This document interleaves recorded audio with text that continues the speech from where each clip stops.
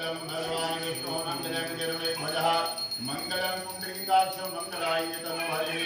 ओम सच्चिदानंद रूपाय विष्णुपत्याय Hathaway तापत्रय विनाशाय श्री कृष्णाय वयं नमः। आइए हम लोग भगवान की कथा में प्रवेश करें। उसके पहले भगवान का नाम लेते हैं ताकि मन और वाणी पवित्र हो जाए तो भगवान की कथा में ध्यान लगे। तो चलिए सब लोग भगवान का नाम लीजिए फिर कथा प्रारंभ करें। ओम श्रीमन्नारायण नारायण नारायण भजमन नारायण नारायण नारायण विष्णु नारायण नारायण नारायण हरि नारायण नारायण नारायण राम नारायण नारायण नारायण कृष्ण नारायण नारायण नारायण विष्णु नारायण नारायण नारायण भजमन नारायण नारायण नारायण। आज प्रथमोध्यायः। एक समय की बात है, नैमिषारण्य तीर्थ स्थान पर सौनक आदि ऋषि बैठे हुए हैं। माइक नैमिषारण्य का नाम सब लोग सुने होंगे और बहुत बार कथा सुने हैं, इसलिए सबको मालूम होगा। एक समय की बात है, नैमिषारण्य तीर्थ स्थान पर सौनक आदि ऋषियों ने 88,000 ऋषियों ने श्री सूत जी भगवान से कहा कि कलयुग में मनुष्यों को भगवान की भक्ति कैसे प्राप्त होगी और उनका उद्धार कैसे होगा। नैमिषारण्य का नाम सब लोग सुने होंगे, बड़ा ही पवित्र स्थान है। यह लखनऊ के पास में एक सीतापुर जिला है, वहीं पर यह पवित्र स्थान है। तो धरती के निर्माण के बाद देवताओं ने भगवान नारायण विष्णु जी से प्रार्थना किया कि हे भगवान, सर्वप्रथम आप चलिए धरती पर और शादी ब्याह करके मनुष्यों का जनसंख्या बढ़ाएं, परिवार आगे बढ़ाएं। तो भगवान जब भी आते हैं 4 रूप में आते हैं, 4 हाथ लेकर के आते हैं और 4 शस्त्र लेकर के आते हैं। तो भगवान का जो प्रथम अवतार हुआ तो सनकादिक ऋषियों का अवतार हुआ, जिनका नाम है सनक, सनंदन, सनातन और सनत कुमार। ये 4 भाई आए ब्रह्मा जी की प्रार्थना करने के बाद। तो ये आए तो क्या किया, ये लोग परिवार बढ़ाने के चक्कर में सोचे हम लोग गृहस्थ जीवन में जाएंगे तो नाना प्रकार का कलेश होता है। तो इन लोगों ने क्या किया, अपने उम्र को बढ़ाया ही नहीं, बाल स्वरूप में आए थे। 5-5 साल में भगवान चारों भाई बन करके और आज तक बालक स्वरूप में ही हैं, क्योंकि उम्र बढ़ाते तब शादी ब्याह होता। इन्होंने बोला कि हम लोग बाल स्वरूप में ही रहेंगे। तो सबसे पहले तो बद्रिका आश्रम में लोग काफी दिन रहे, उसके बाद वहां से नैमिषारण्य पहुंचते हैं। तो वहां पर पहुंचे हैं तो एक दिन की बात है, सभी लोग विचार कर रहे हैं कि कलयुग का समय आने वाला है। सतयुग द्वापर त्रेता में सबके यहाँ धर्म की स्थापना थी। हर घर में गाय हुआ करते थे और जितने भी बच्चे हैं सबके माँ बाप हमेशा साथ में रहते थे, कभी वो अलग नहीं रहते थे, घर में एक साथ रहते थे। जिससे बहुएं अपने सास के पांव दबाया करती थी और जो बेटा लोग रहता था अपने पिताजी के चरण दबाते हैं और गौ सेवा करते हैं। तो हर दिन जितना भी पाप बनता था अपने माता पिता की सेवा करने से और गौ की सेवा करने से हर दिन पाप नष्ट हो जाते थे।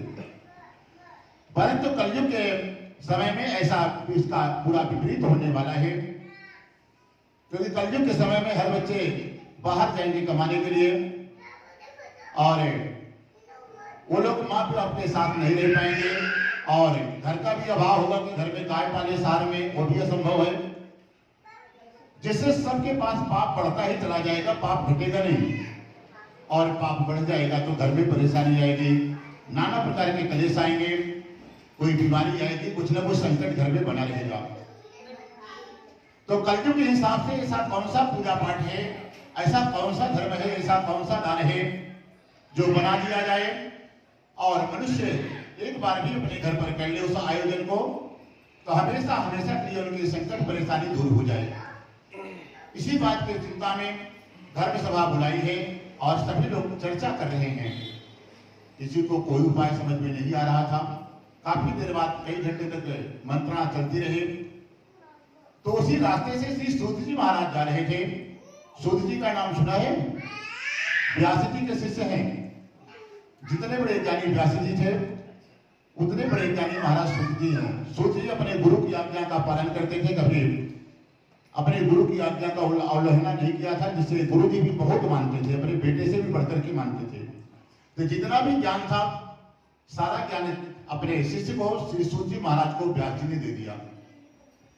तो ये नैमी सारक में सनकादिक ऋषि आपस में विचार कर रहे थे। उन्होंने उसी रास्ते से जा रहे थे। सूत जी महाराज देखा ये तो परम ज्ञानी है, भगवान के अवतार है सनकादिक ऋषि। आज किस उद्देश्य से यहाँ पर धर्म सभा लगाई हुई है, चलो चल करके हम वहां देखते हैं। जैसे सूत जी महाराज जो धर्म सभा में पहुंचे हैं, सभी 88,000 ऋषि खड़े हो गए। खड़े होकर के सबने एक साथ महाराज जी को प्रणाम कहा। तब थोड़ा सूत जी महाराज को संकोच लगा कि हमारी मात्र 16 साल की उम्र है और यहाँ पर जो ऋषि बैठे हैं किसी का 5,000 साल उम्र है, किसी का 10,000 वर्ष है, कोई कोई तो लाखों वर्ष के महात्मा वहां बैठे थे धर्म सभा में। और तब तो सूत जी महाराज सोचे ये लोग हमको क्यों प्रणाम कर रहे हैं। तो एक महात्मा ने कहा कोई धन में बड़ा होता है, कोई बुद्धि में बड़ा होता है, कोई ज्ञान में बड़ा होता है। तो अपने सनातन धर्म की महिमा है, जो ज्ञान में बड़ा होता है उम्र चाहे जो भी हो सब लोग उसको प्रणाम करेंगे। इसलिए हे मुनिवर, आपके ऊपर आपके गुरु जी की परम कृपा है, आप भी उन्हीं की तरह परम ज्ञानी हैं। आप ही बताइए कि हम लोग कलयुग के मनुष्यों के हिसाब से ऐसा कौन सा पूजा पाठ है, ऐसा कौन सा दान है, ऐसी कौन सी कथा है जो बता दें और सभी मनुष्यों के लिए संभव हो कि छोटा आदमी बड़ा आदमी हर कोई वो कर सके। तब तो सूत जी महाराज ने कहा कि आप लोगों ने मनुष्यों के भलाई के लिए आज बहुत अच्छी बात पूछी है, आप लोग ध्यान से सुनिए।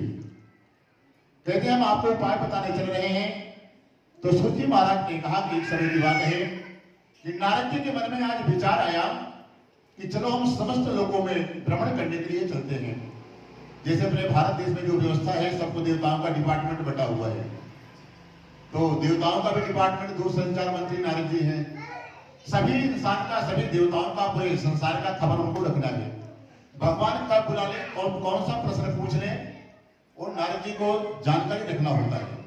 तो नारद जी के मन में विचार आया कि चलो आज हम समस्त लोगों में एक तरफ से भ्रमण करते हैं, संसार वालों का हाल चाल जानते हैं, देवताओं का हाल चाल जानते हैं। तो सर्वप्रथम तो सभी देवलोकों में नारद जी गए, वहां पर सबका हाल चाल पूछा। सब लोग एकदम प्रसन्न हैं। परंतु आज नारद जी धरती पर पहुंचे तो यहाँ क्या देखा, जितने भी मनुष्य धरती पर जन्म लिए हुए हैं सब थोड़े थोड़े दुखी थे। नारद जी ने जिससे भी हाल चाल पूछा कि भैया आपके यहाँ कैसे चल रहा है, बोले महाराज जी हमारे यहाँ तो खाने पीने की इतनी व्यवस्था है कि धन की कोई कमी नहीं है, परंतु डॉक्टर ने मना कर दिया कुछ भी नहीं खा सकते, खाली दाल का पानी ही आपको पीना है, करेले का जूस पीना है। बड़े लोगों की अलग प्रकार की समस्या। फिर नारद जी ने सोचा चलो गरीबों का हाल चाल जानते हैं, उनके यहाँ क्या समस्या है। तो उनके यहाँ गए तो देखा भाई आपके यहाँ क्या चल रहा है। बोले महाराज हमारे यहाँ कुछ खाने को ही नहीं है, तो हम खाएं क्या, भूख बहुत है, भूख तो बड़ी लगती है, परंतु हमारे पास कोई व्यवस्था ही नहीं है। तो बड़े लोगों की अलग समस्या थी, छोटे लोगों की अलग समस्या थी। किसी के यहाँ शादी ब्याह नहीं हो रहा है, किसी के यहाँ इतनी बीमारी है घर में कि उसी से पूरा परिवार दुखी है। तो नारद जी बड़े चिंतित हुए। और जो कोई संत महापुरुष होता है, बड़ा सिद्ध आत्मा, तो कोई मनुष्यों की दीन दशा देख करके उनसे रहा नहीं गया। उसने सोचा कि इनका कोई ना कोई तो उपाय करना पड़ेगा ताकि ये लोग भी सुखी हो जाएं। क्योंकि कोई तन दुखी, कोई मन दुखी, कोई धन की रहा तो उदास, थोड़े थोड़े सब दुखी थे, सुखी मिले खाली राम के दास। जो भगवान के भगत थे उनको कोई समस्या नहीं थी। साधुओं से भी पूछा भाई तुम लोगों का कैसा चल रहा है, बोले महाराज एकदम मजा है, चकाचक है। क्योंकि आपको कुछ पाने का इच्छा है, ना कुछ खोने का दम है, ना घर बनाना है, ना बैंक बैलेंस रखना है। तो हमको तो कोई टेंशन नहीं, खाली भगवान का भजन करते हैं और भगवान की जो इच्छा होती है भोजन पानी दिला दिए तो ठीक है, नहीं हम लोग भजन में लगे हैं, हमको कोई प्रॉब्लम नहीं है। तो नारद जी जाकर के भगवान को सूचना दी। आज श्रीमद नारायण नारायण का भजन करते हुए आज भगवान वैकुंठ धाम नारद जी पहुंचे और जाकर के भगवान को सर्वप्रथम प्रणाम किया और कहा कि हे भगवान, आपका ना आदि है, अंत है, जिसके कारण प्रभु आप सभी भक्तों के दुखों को दूर करने में आप सक्षम हैं, आपको हमारा प्रणाम हो। जब प्रेम भाव से प्रणाम किया तो भगवान को लगा कि जरूर कोई बात है, नारद जी तो ऐसे इतने प्रेम से नहीं आते हैं, अगर कुछ विशेष बात होगा। तो भगवान ने कहा कि नारद जी आपके मन में क्या है और आज आपका किस उद्देश्य से हमारे पास आगमन हुआ है, आप भी संकोच कीजिए। तब नारद जी ने कहा कि प्रभु, आज हम समस्त देवलोक में भ्रमण किए, वहां पर सब लोग प्रसन्न थे, परंतु धरती पर जो गृहस्थ जीवन में मनुष्य रहते हैं वहां पर एक भी मनुष्य को सुखी नहीं मिला। क्या कारण है? तो भगवान ने ध्यान दिया तो उनको समझ में आया कि कलयुग के मनुष्य अपने कर्म से ही दुखी हो रहे हैं, उनमें भगवान का कोई दोष नहीं है। सब अपने अपने कर्म से बिछुड़ जाएंगे, कैसे रहना है, क्या खाना है, क्या पहनना है, कहाँ जाना है, कहाँ नहीं जाना है, सब का विचार बिना किए हुए हर जगह जाते हैं मनुष्य, हर कोई भी वस्तु खा लेते हैं, कुछ भी करते हैं। तो इसी कारण से सब के सब दुखी हो रहे हैं। फिर भी नारद जी ने कहा कि प्रभु, कुछ तो उपाय बता दीजिए ताकि वो लोग प्रसन्न हो जाएं। तो भगवान ने कहा कि ठीक है, हम आपको एक उपाय बताने चल रहे हैं, आप लोग थोड़ा ध्यान से सुनिए। तब कहते हैं कि आपको उपाय बताने चल रहे हैं। तो भगवान ने कहा कि यदि हम यहाँ पर उपाय बताते हैं तो खाली हम बताएंगे, खाली नारद जी आप सुनोगे, पूरे धरती के मनुष्यों को तो आप जाकर के एक लोग को बता नहीं सकते हैं। तो उसके लिए एक काम करिए, कोई ऐसा व्यवस्था बनाया जाए धरती पर जहां ज्यादा से ज्यादा लोग रहते हों, वहां पर ये आयोजन किया जाए, तो इसका प्रचार प्रसार बड़ी जल्दी संसार में हो जाएगा। और जहां पर भी ये कथा एक बार नियम पूर्वक हो गई, जीवन भर के लिए सारे कलेश उसके दूर हो जाएंगे और लक्ष्मी नारायण की कृपा प्राप्त हो जाएगी उसके परिवार पर, तो कोई समस्या जीवन में रहेगा ही नहीं। तब कहते हैं इसका पता कौन लगाएगा? तब पास में ही सुदर्शन महाराज खड़े हुए थे, बोले भगवान आप लोग कहां जाओगे, हमारी गति बड़ी तेज है, एक काम करो, हमको आदेश दे दीजिए और अभी हम यहाँ से निकलते हैं, थोड़ी देर में ही पूरे धरती का भ्रमण करके आपको सूचना देते हैं, प्रभु आप वहीं चलिएगा।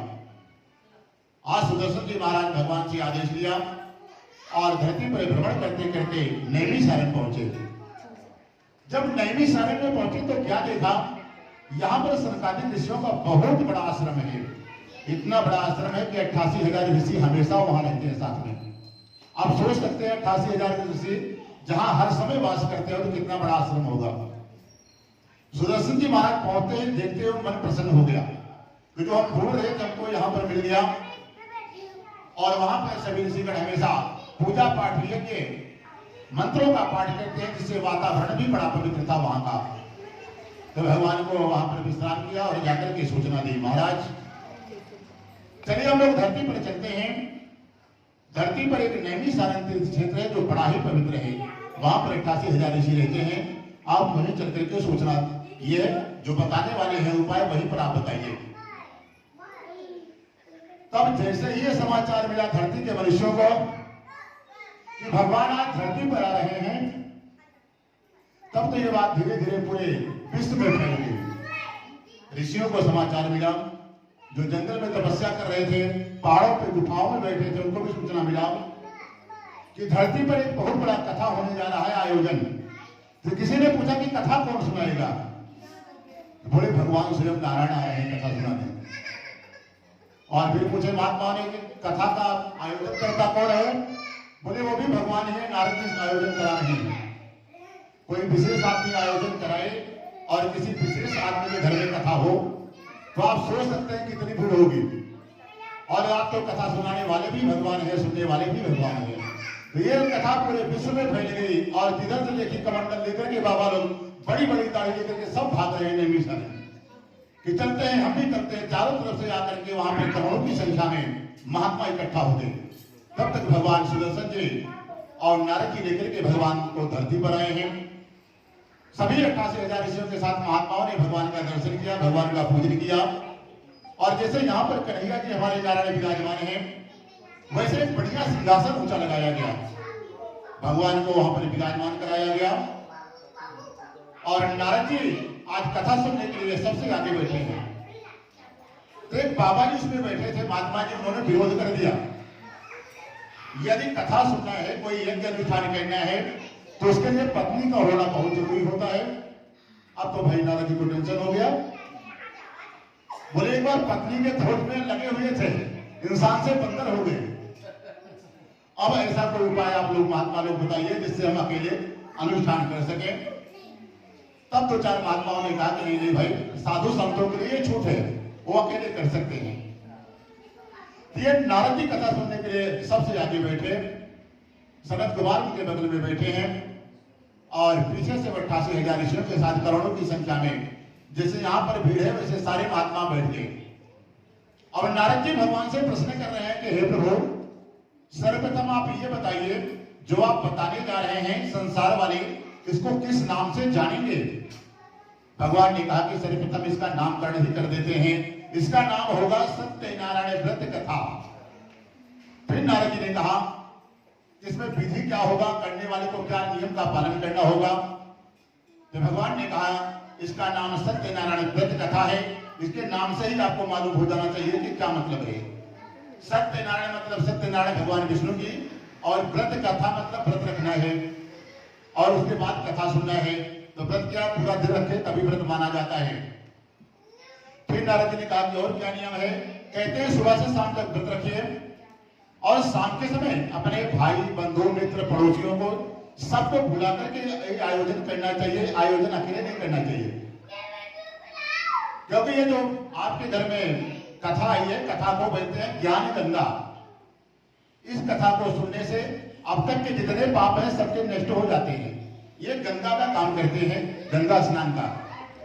और ये वो वाली गंगा से गंगा बड़ी है, जो गंगा बह रही है, उन गंगा में, इन गंगा में, दोनों बहनों में इनका बड़ा महत्व है।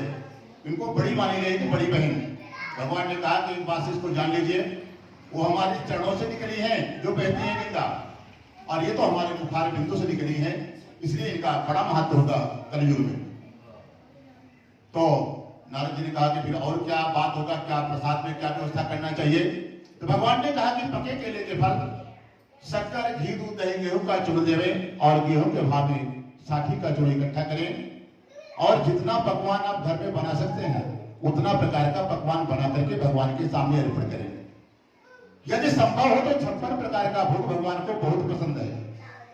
आपके पास पूरा दिन का टाइम बचा होता है कि सुबह से शाम तक आप 56 प्रकार का भोग बनाइए, बढ़िया से थाल में सजा करके भगवान को जब भी घर में बुलाइए उनके सामने अर्पण कीजिए, तो भगवान बड़े प्रसन्न होते हैं। जो भी ऐसी व्यवस्था भगवान के लिए बनाता है। तो भगवान ने उपाय बताया और कहते हैं कि इसको नियम पूर्वक जो भी मनुष्य करेगा उसके सब प्रकार के दुख दूर हो जाते हैं, और अंत में वह परम धाम वैकुंठ को अधिकारी होता है। और इसका एक नियम है कि सुबह से शाम तक व्रत रखें। शाम के समय जब कथा हो तो जितने भी भाई बंधु मित्रों को बुलाए हैं, यदि भोजन की भंडारे की व्यवस्था हो जाए तो वो व्यवस्था करिए, नहीं तो ब्राह्मणों को भोजन कराइए। उसके बाद फल प्रसाद पंचामृत जो है जितने लोगों को बुलाए हैं उनको दीजिए, सबको प्रसाद हो जाए तो उसके बाद ही मुख्य यजमान को भोजन आदि करना चाहिए। और एक नियम और है, जब तक नहीं सोएंगे भगवान के नाम का भजन करना होता है उस दिन, जब तक आपको नींद न आए। आप स्वयं भजन करिए, भगवान का नाम मन में ही लेते रहिए, सीताराम सीताराम, या श्रीमन नारायण नारायण का भजन करें। खाली इस कथा का इतना ही नियम है, जो भी संसार में इस नियम को जीवन में एक बार भी कर लेगा नियम के साथ, तो संसार में ऐसी कोई भी वस्तु नहीं है जो आपके योग्यता अनुसार भगवान आपको नहीं दे देते। उसी दिन से भगवान आपकी जिम्मेदारी ले लेते हैं। खाली एक बार इस कथा को नियम पूर्वक पार करके भगवान की अपने जीवन की बागडोर सौंप दीजिए। उसी दिन से लक्ष्मी नारायण आपको गोद ले लेंगे और सारा काम आपका ऐसे चलेगा, आप मन में विचार करोगे काम हो जाएगा। बोलो सत्यनारायण भगवान की जय। ओम श्रीमन नारायण नारायण नारायण श्रीमन नारायण नारायण नारायण विष्णु नारायण नारायण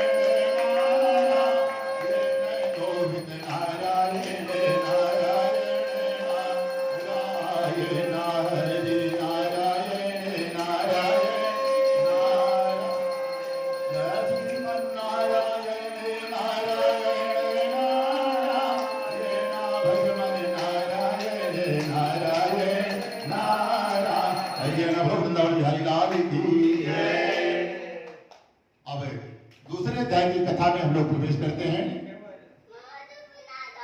पूछते हैं कि प्रभु कथा में तो आनंद आ रहा है, हमको और आगे की कथा बताएं।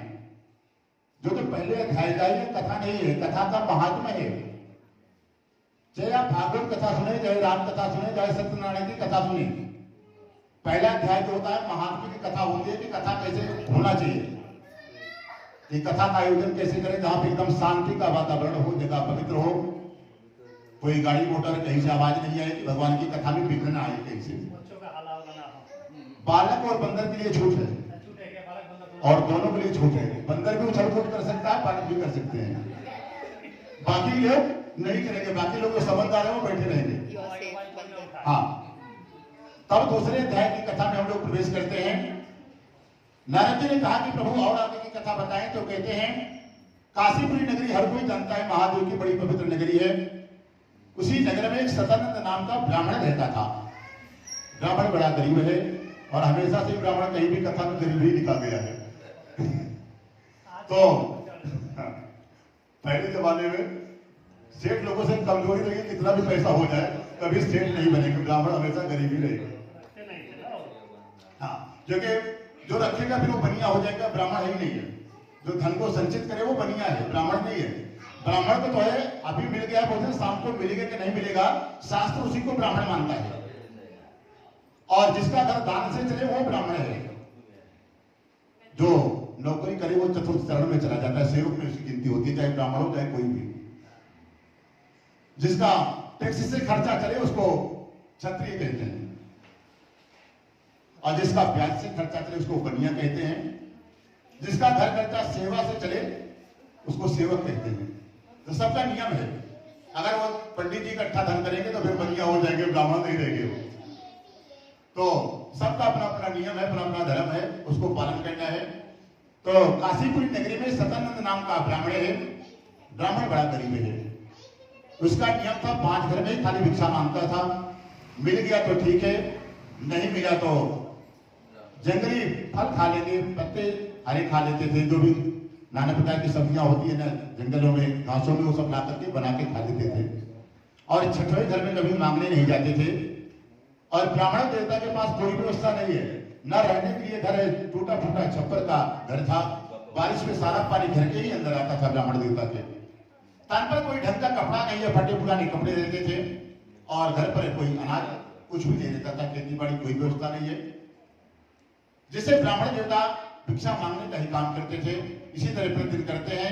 और कोई उनको दान दे तो बहुत आशीर्वाद देते थे, और कोई अपमान करके डांट करके भगा दे तो उसको भी खूब आशीर्वाद देते थे, और खूब खुश होकर के देते थे कि तुम्हारे यहाँ भी खूब धन भर जाए, दूध दूध से तुम्हारा घर पूरा भरा रहे, कभी कोई समस्या नहीं आए। भगवान को बड़ी दया है कि देखो ब्राह्मण को, इसके पास कोई व्यवस्था नहीं है, न रहने के लिए घर है, न पहनने के लिए कपड़े हैं, न भोजन की कोई व्यवस्था है। फिर भी ये भगवान का हमारा भजन करता है, और कभी मुंह लटका करके हमारे पास कभी मंदिर रात तक नहीं आया। और हमने लोगों को बड़े बड़े बंगले दे दिए हैं, घर दे दिए हैं, पहनने के लिए कपड़े अच्छे अच्छे हैं, फिर भी मुंह लटका करके कुछ मांगने के लिए पहुंच जाता है कि हमको भी ये चाहिए, और इससे बड़ी गाड़ी चाहिए, इससे बड़ा और बड़ा बंगला चाहिए। और ब्राह्मण को हमने कुछ भी नहीं किया, परंतु उसने हमको कभी कोई शिकायत नहीं किया। हमेशा अपने आता है, भजन करता है, पूजा करता है, प्रसन्न होकर के रहता है, चला जाता है। जो हमेशा प्रसन्न रहता है भगवान उसको प्रसन्न रखते हैं। जो हमेशा मुंह लटका करके रखता है, आज नहीं कल उसको मुंह लटकाना पड़ता है।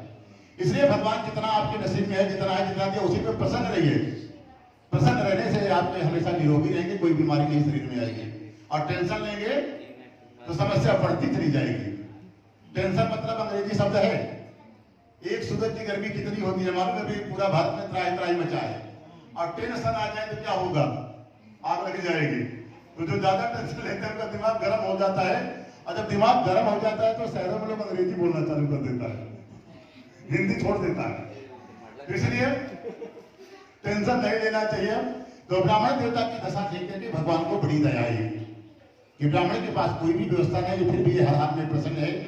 चलो इसके दर्शन करके आते हैं। भगवान ने संसार में 4 अवगुण बनाए हैं, काम, क्रोध, मद और लोभ। इस पर किसी ने एक पर भी विजय पाई हो तो उसके दर्शन करने भगवान आपके जाने के पहले ही भगवान धरती पर आएंगे, और उसके दर्शन करके कौन सा महापुरुष है हमारी माया से बच गया, तो ब्राह्मण देवता को क्रोध आता ही नहीं था, क्रोध पर उन्होंने विजय पा ली। तो आज भगवान काशीपुरी में आते हैं, ब्राह्मण का महात्मा का वेश बनाया और सतानंद के दरवाजे पर भगवान स्वयं जाते हैं। जाकर के भगवान को होगा, भगवान ने कहा कि हे ब्राह्मण देवता, हम आपको प्रतिदिन देखते हैं, आप इसी नगर में भ्रमण करते रहते हैं, आपकी कोई मजबूरी है या कोई आपने संकल्प लिया है कि इतना दिन तक हम भिक्षा मांग करके खाएंगे, आप हमें बताएं। तो ब्राह्मण ने कहा कि महाराज हमारे पास कोई व्यवस्था नहीं है, हमारे खाने की ना खेती बाड़ी है, कोई व्यवस्था नहीं है, मजबूरी है, हम भिक्षा मांगते हैं। यदि भगवान की कृपा कैसे हो जाए कि हम भी सुख शांति से अपने घर पर रहें, हमारा भी ढंग का घर हो जाए, बच्चे लोग को शरीर पर आप देख ही रहे, कपड़े भी नहीं है ढंग का, तो ऐसा कौन सा पूजा पाठ है, ऐसा कौन सा दान है, तप है जिसको करने से हमारे घर पर भी भगवान नारायण का और माता लक्ष्मी की कृपा हो जाए, आप हमको बताएं।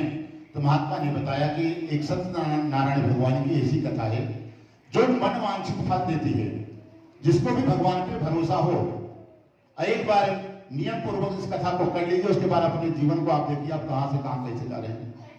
परंतु नियम पार मनुष्यों को ही लगाना है, भगवान नहीं लगाने आएंगे। भगवान ने नियम विधि सब बता दी है, पार आपको लगाना है। तो ब्राह्मण ने पूछा कि क्या करना होगा, तो भगवान ने उनको भी बताया कि आप सुबह से शाम तक प्रतरखी लीजिएगा, शाम के समय भाई बंधु मित्रों को बुला लेना और अकेले कथा मत करना, क्योंकि ये कथा आपका तो कल्याण होगा ही, जितने लोग और सुनेंगे आपके माध्यम से उनके भी सारे पाप नष्ट हो जाएंगे, तो उसका भी श्रेय आपको ही मिल जाता है। इसलिए जितना ज्यादा से ज्यादा लोगों को आप बुला सकते हैं, उतना ज्यादा से ज्यादा लोगों को बुलाइए और कथा का श्रवण कराइए, क्योंकि भगवान की यह कथा सब पापों को नष्ट करने वाली है, तीनों प्रकार के पापों को मिटा देती है। तो ब्राह्मण देवता को भगवान ने पूरा उपाय भी बताया, सामग्री बताया, नियम बताया, बता करके भगवान अंदर ध्यान हो गए, बैकुंठ चले गए। भगवान के सामने ही ब्राह्मण देवता ने संकल्प लिया कि इसको हम कल ही करेंगे, क्योंकि बहुत दिन से घर में परेशानी बनी हुई है, बच्चों को घर पे भोजन नहीं मिलता, हम लोगों को कपड़े नहीं मिलते पहनने के लिए, घर भी टूटा फूटा है, भगवान जरूर हमारे ऊपर कृपा करेंगे। ब्राह्मण देवता को भगवान पे पूरा भरोसा था कि वो जो महात्मा बताए हैं 100% हमारा काम हो जाएगा। संकल्प लिया और इसको कल करेंगे। भगवान वैकुंठ धाम चले गए। अब रात का समय हुआ, ब्राह्मण देवता बिस्तर में सोने के लिए गए तो उनको नींद ही नहीं आ रही है। अब वो इस टेंशन में आ गए, हमने संकल्प तो ले लिया कि भगवान का पूजन कल ही करेंगे, परंतु हमारे पास अन्न का एक दाना घर में नहीं है, एक भी पैसा नहीं है, कहां से फल फूल प्रसाद मंगाएंगे, कहां से ब्राह्मण को दक्षिणा देंगे, कहां से लोगों को भंडारा कराएंगे, भोजन कराएंगे।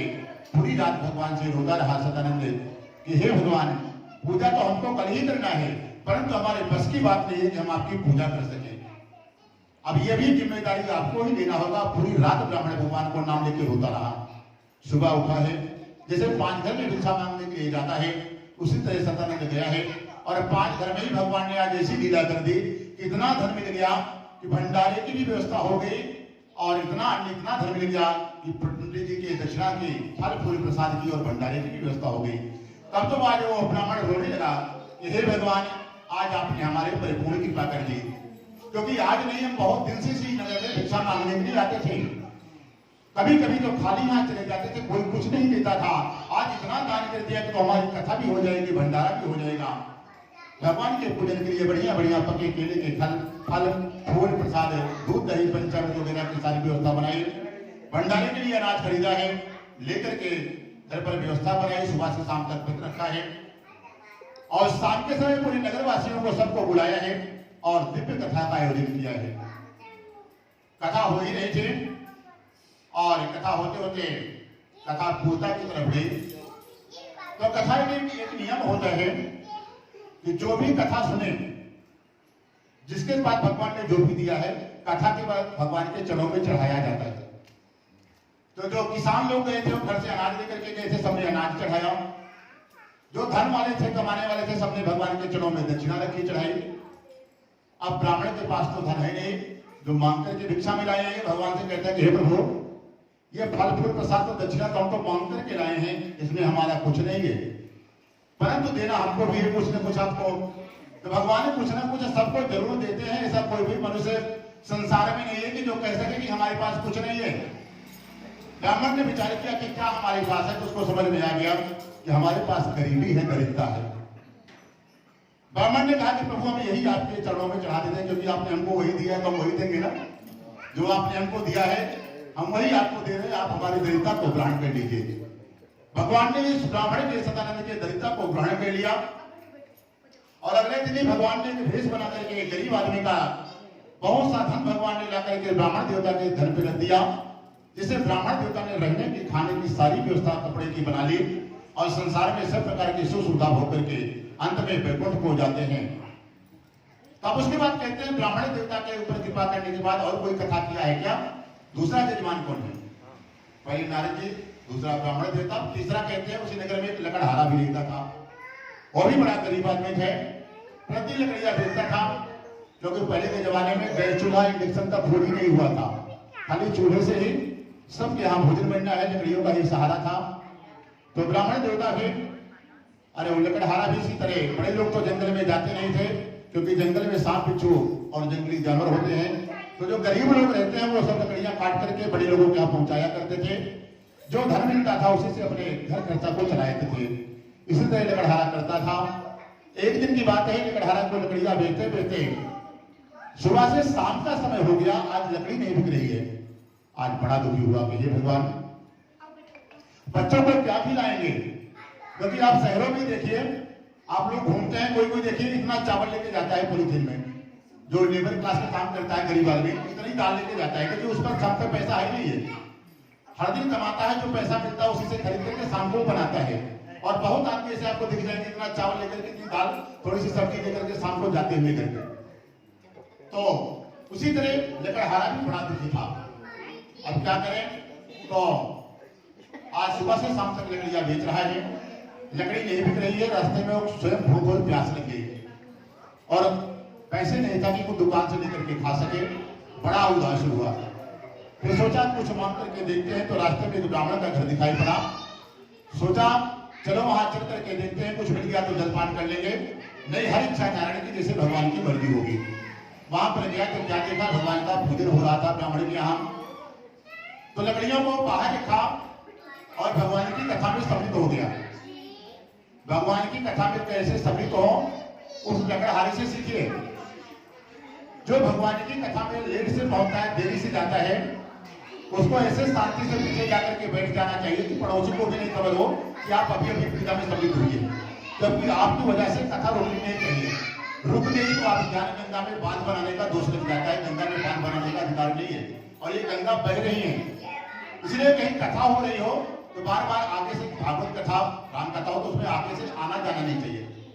जिसको उठने की बीमारी हो उसको सबसे पीछे बैठना चाहिए, क्योंकि हमारी वजह से किसी की कथा डिस्टर्ब नहीं होगी, हो गई तो उसका दोष, उसकी कथा रुकी तो आपको दोष लग जाएगा। इसलिए लकड़हारा देरी से पहुंचा, पीछे कथा में बैठ गया, भगवान की कथा को सुना। उसके बाद प्रसाद लेने के बाद लकड़हारा ब्राह्मण से पूछता है कि हे ब्राह्मण देवता, ये आप कौन सी पूजा शाम के समय कर रहे हैं और इसको करने से क्या फल मिलता है? ब्राह्मण ने कहा, एक बार की बात है, हमारे घर में कोई संत महापुरुष पधारे थे, उन्होंने इस कथा की महिमा बताई और हमने पहली बार में नियम पूर्वक इस कथा को कर लिया, और अगले दिन ही भगवान ने हमको इतना धन दे दिया, इतना धन दे दिया कि हमारे पास रहने की, खाने की, पहनने की, गाड़ी घोड़ा सारी व्यवस्था हो गई। तब तो आज लकड़हारा बड़ा प्रसन्न हुआ है और कहता है कि हे ब्राह्मण देवता, इसकी महिमा पूरा विधान हमको भी बताए, हम भी करेंगे अपने घर पर, क्योंकि हमारे यहाँ भी गरीबी का बहुत निवास है, पूरा बच्चे लोग परेशान रहते हैं, घर के पहनने के कपड़े हैं, न भोजन की व्यवस्था है, हम भी सुखी हो जाए। तो आज ब्राह्मण से पूरा लकड़हारा उपाय पूछा है और पूछ करके वापस अपने घर आया है और घर आकर के अपनी पत्नी को कहा कि हे देवी, कल हम लोग एक आयोजन करने जा रहे हैं भगवान की कथा का, और लकड़हारे ने भी अगले दिन नगर में लकड़ी बेचने के लिए जा रहा है, तो भगवान के पूजन का संकल्प लिया कि हे भगवान, अब आपके ऊपर है, जैसे आपने उस ब्राह्मण के ऊपर कृपा की वैसे आज हमारे ऊपर भी कृपा करना। हमारे पास कोई व्यवस्था नहीं है, परंतु आपको भी यह पूजा कर ही करना है। आप जैसे मर्जी अपनी व्यवस्था ये पूजा का करवा लीजिएगा। और आज लकड़ी बेचने के लिए लकड़हारा गया है, तो 1 घंटे में ही सारी लकड़ियां बिक जाती हैं। तब तो आज लकड़हारा भी बड़ा प्रसन्न हो गया कि हम भी सुबह से शाम तक पूरे नगर में घूमते रहते थे, कभी कभी तो थोड़ी भी लकड़ी नहीं बिकती थी, आज 1 घंटे में बिक गई। लगता है भगवान हमारे ऊपर भी कृपा कर दिए। उसने भी बढ़िया फल, पके केले के फल, दूध, दही वगैरह और भंडारे की भी सारी व्यवस्था बनाई, सुबह से शाम तक व्रत रखा। और लकड़हारे ने भी आज शाम के समय घर पर भोजन का आयोजन रखा है। छोटे बालक लोग थोड़ा पीछे बैठे, मिठाई पे कम ध्यान दें, बच्चे लोग खुशबू ले रहे धीरे धीरे। थोड़ा अपने अपने बच्चों को अगर किसी के माँ बाप हो तो थोड़ा अपने सामने बैठा के थोड़ा शांति रख लीजिए, तभी कथा का आनंद मिलेगा। चलिए, जिसका बच्चा ज्यादा बोल रहा है थोड़ा लेके पीछे बैठ जाइए, ये सामने कथा रुकनी नहीं, डिस्टर्ब नहीं हो। और इसको मालूम है कि किसका बच्चा होगा, थोड़ा थोड़ा सामान लीजिए भाई, डिस्टर्ब नहीं करें। तो लकड़हारे को फिर बढ़िया सा व्यापार हो गया, खूब धन मिला, उसने भी पूजन की व्यवस्था बनाई। सुबह से शाम तक व्रत रखा, शाम के समय पड़ोसियों को मित्रों को बुला करके भगवान का पूजन किया। और पूजन में उसने भी कहा कि भगवान आपको देने के लिए हमारे पास भी कोई व्यवस्था नहीं, जैसे ब्राह्मणों के पास गरीबी थी वैसे हमारे पास भी वही व्यवस्था है। उसने भी भगवान से प्रार्थना किया कि हमें आपके चरणों में चढ़ाते हैं, और हे प्रभु माता लक्ष्मी और नारायण की कृपा हमारे ऊपर आप दोनों आइए और हमारे घर पर निवास किए करिए, तभी हमारी परेशानी दूर होगी। क्योंकि लक्ष्मी और दरिद्रता दोनों सगी बहनें हैं, और दोनों बहनों में बिल्कुल नहीं पड़ता है। जहां दरिद्रता रहेंगी वहां लक्ष्मी नहीं रहेगी, जहां लक्ष्मी रहेगी वहां दरिद्रता नहीं रहेगी। और लक्ष्मी का तो विवाह भगवान नारायण के साथ हो गया था, दरिद्रता का विवाह महात्मा जी संत महापुरुष के साथ हुआ था। तो ये दोनों बहनों में बड़ा विरोध रहता है। तो भगवान का पूजन किया, और पूजन करने से आगे लकड़हारे की भी सारी समस्या दूर हो गई। अगले दिन भगवान ने उसके भी सारे बहुत सा धन की व्यवस्था कर दी, जिससे रहने खाने की व्यवस्था बना ली, और संसार में सब प्रकार की सुख सुविधा को भोग करके अंत में वो परम धाम वैकुंठ हो जाता है। बोलो सत्यनारायण भगवान की जय। ओम श्रीमन्नारायण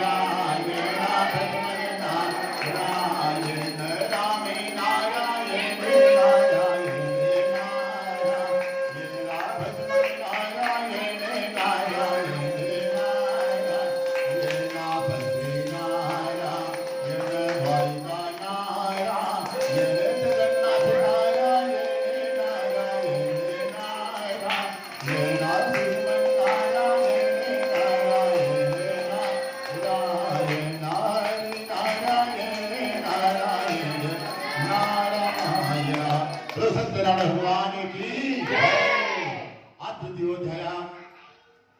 अभी आपने एक ब्राह्मण की कथा सुनी, लकड़हारे की कथा सुनी। अब आएगा एक राजा की कथा। तीसरे अध्याय में एक उल्कामुख नाम का राजा है। राजा बड़ा ही धर्मात्मा है। उसकी पत्नी भी कमल के समान मुख वाली सती और सावित्री है। राजा का नियम था कि जो घर में मंदिर बनाया है, मंदिर की सेवा, भगवान की फोटो पोछना, भगवान के लिए दिया धोना, मंदिर की सफाई घर की और पूजा की जिम्मेदारी राजा रानी ही करते थे, कभी सेवकों से नहीं कराते थे। और राजा के पास जो व्यवस्था होनी चाहिए, हजारों नौकर है, सारी व्यवस्था है, परंतु भगवान की सेवा कभी राजा ने नहीं छोड़ी। और आज कुछ श्रेष्ठ लोगों के पास थोड़ा सा धन आ जाता है तो लोग तुरंत सबसे पहले भगवान की सेवा ही छोड़ते हैं। चाहे कोई ब्राह्मण को नियुक्त कर देंगे, नहीं तो काम वाली आती है उसे सोचते हैं तुम दिया धो दो, मंदिर पहुंच दो, ये काम कर दो, सारा काम भगवान का वो कराना चालू कर देती है। और उनकी इच्छा ये होती है कि अगर आई है ना धोते तो दिया भी वही जला दे तो हम तुमसे हाथ जोड़ लें। थोड़ा सा धन दे देते हैं, भगवान को अहंकार आ जाता है। तो राजा के पास सारी व्यवस्था थी, फिर भी भगवान की सेवा नहीं छोड़ा है। और राजा के आसपास जितने नगर में मंदिर उनके पूर्वज बनाए हैं, घर में पूजा करने के बाद राजा घर में बढ़िया भोजन बनवाता है, सूखा अनाज रखता है, कपड़े और दक्षिणा देकर के हर दिन मंदिर में जितने आसपास मंदिर है सब जगह जाता था। सबसे पहले वो गरीबों की सेवा करता था। एक दिन की बात नहीं है, 365 दिन हर दिन गरीब जितने बैठे रहते थे बाहर सबको भरपेट भोजन कराता है राजा। जिनके तट पे फटे पुराने कपड़े होते हैं, कपड़े दान करता है। उसके बाद सूखा अनाज बांटता और पूछता है आपकी क्या मदद कर सकते हैं। जितना बोलोगे सारा आवाज रिकॉर्ड हो रहा है, इसलिए सामने बैठे हो तो थोड़ा सा ध्यान दीजिए, कम बोलिए, कुछ नहीं बोलिए। थोड़ा आगे आओ, कुछ लोग इधर आओ, क्या बैठो लड़का बाजी यहाँ जाओ ना, क्या बैठो तो फोटो बैग उधर पीठ आ रही है, उधर बैठो दूर, यहाँ पे यहाँ जाओ तो चेहरा आएगा ना, उधर पीठ थोड़ी दिखाना है। चलो तुम उधर चलो। तो राजा सबको भोजन कराता है, सबको दक्षिणा देता है, फिर मंदिर में पूजन अभिषेक कराता है और ब्राह्मणों को बिना मांगे खूब धन देता है। सब लोग प्रसन्न रहते हैं, परंतु राजा हमेशा उदास रहता था। एक दिन की बात है, पुजारी ने पूछा कि राजन, हम आपको देखते हैं कि आप हर दिन हमारे मंदिर में आते हैं और आसपास के सभी मंदिरों में जाते हैं, गरीबों की सेवा इतना करते हैं, सबको कपड़े पैसे भरपेट भोजन आप हर दिन कराते हैं, हम ब्राह्मणों को इतना दक्षिणा देते हैं, आप उदास भाव से क्यों ऐसा करते हैं? कभी आपके चेहरे पर हंसी नहीं आती है? तब राजा ने कहा कि आप सत्य कहते हैं ब्राह्मण देवता, भगवान ने हमें सब कुछ दिया है, परंतु हमारे पास कोई संतान नहीं है। भगवान सबको सब कुछ नहीं देते हैं, सबके जीवन में एक कमी होगा। किसी के पास माता नहीं है, किसी के पास पिता नहीं है, किसी के यहाँ बच्चे नहीं हो रहे हैं, किसी के यहाँ बेटी बेटी हो रही है, किसी के यहाँ बेटा बेटा ही हो रहा है। कुछ न कुछ समस्या सबके घर में बनी हुई है, सबको सब कुछ नहीं है, एक कमी सबके जीवन में है। तो राजा ने भी कहा कि भगवान ने हमें सब कुछ दिया है, जितनी सुख सुविधा होनी चाहिए, परंतु संतान भगवान ने नहीं दिया है। और ये चाहे वो राजा हो चाहे गरीब आदमी हो, ये सबके साथ होता है। और भगवान की उसमें कृपा ही है, उसको मांगने के लिए भगवान के मंदिर हर दिन मनुष्य जाता रहे, घर में भगवान से हाथ जोड़ता रहे। जिस दिन सब कुछ सबको मिल गया, उसी दिन वो रावण बन जाएगा, अहंकार आ जाएगा कि हमको भगवान की जरूरत नहीं है, कि सब कुछ हमारे पास है, क्यों मंदिर जाएं, क्यों भगवान की पूजा करें, क्या मांगे। और सुख में भगवान का सुमरन कोई नहीं करता, जब दुख परेशानी आती है सब भगवान की तरफ भागता है। जो सुख में सुमरन करे तो दुख काहे को हो। जब परमानेंट आप भगवान की भक्ति करते हैं तो उसके जीवन में कभी कोई समस्या नहीं आती है। और प्रार्थना पूजा के बाद हर कोई करता है कि त्वमेव माता च पिता त्वमेव त्वमेव बंधो च सखा त्वमेव विद्या द्रविड़म त्वमेव त्वमेव शरीरम मम देव देवः। भगवान से प्रार्थना करता है कि हे भगवान, आप ही मेरी माता हो, आप ही मेरे पिता हो, आप ही मेरे भाई हो, बंधु हो, सच्चे दोस्त हो, जो कुछ भी हो संसार में आप ही हो। परंतु इस माया से जो भगवान ने बनाया है कि ये पत्नी है, ये भाई है, ये बेटा है, ये माँ बाप है, आज है कल का ही नहीं पता कि ये रहेंगे कि नहीं रहेंगे। कितने लोग सोचते हैं सुबह उठते ही नहीं है। तो भगवान ही सच्चे मित्र है, सच्चे साथी है, कहता है, लेकिन भगवान को कोई मानता नहीं है। फिर सुबह होते ही हमारी पत्नी बच्चा माँ बाप संसार के दोस्तों में लग जाता है। अगर जो मनुष्य मान लिया उसके जीवन धन्य हो गए। और संसार में यदि सुखी रहना है तो भगवान से दोस्ती करना एकमात्र रास्ता है। जिस दिन आपकी भगवान की दोस्ती होगी, सबसे पहले तो आप नवग्रहों से बच जाएंगे। नवग्रह का पूजा कभी किसी को नहीं कराना पड़ेगा, कोई ग्रह आपको देखेगा ही नहीं।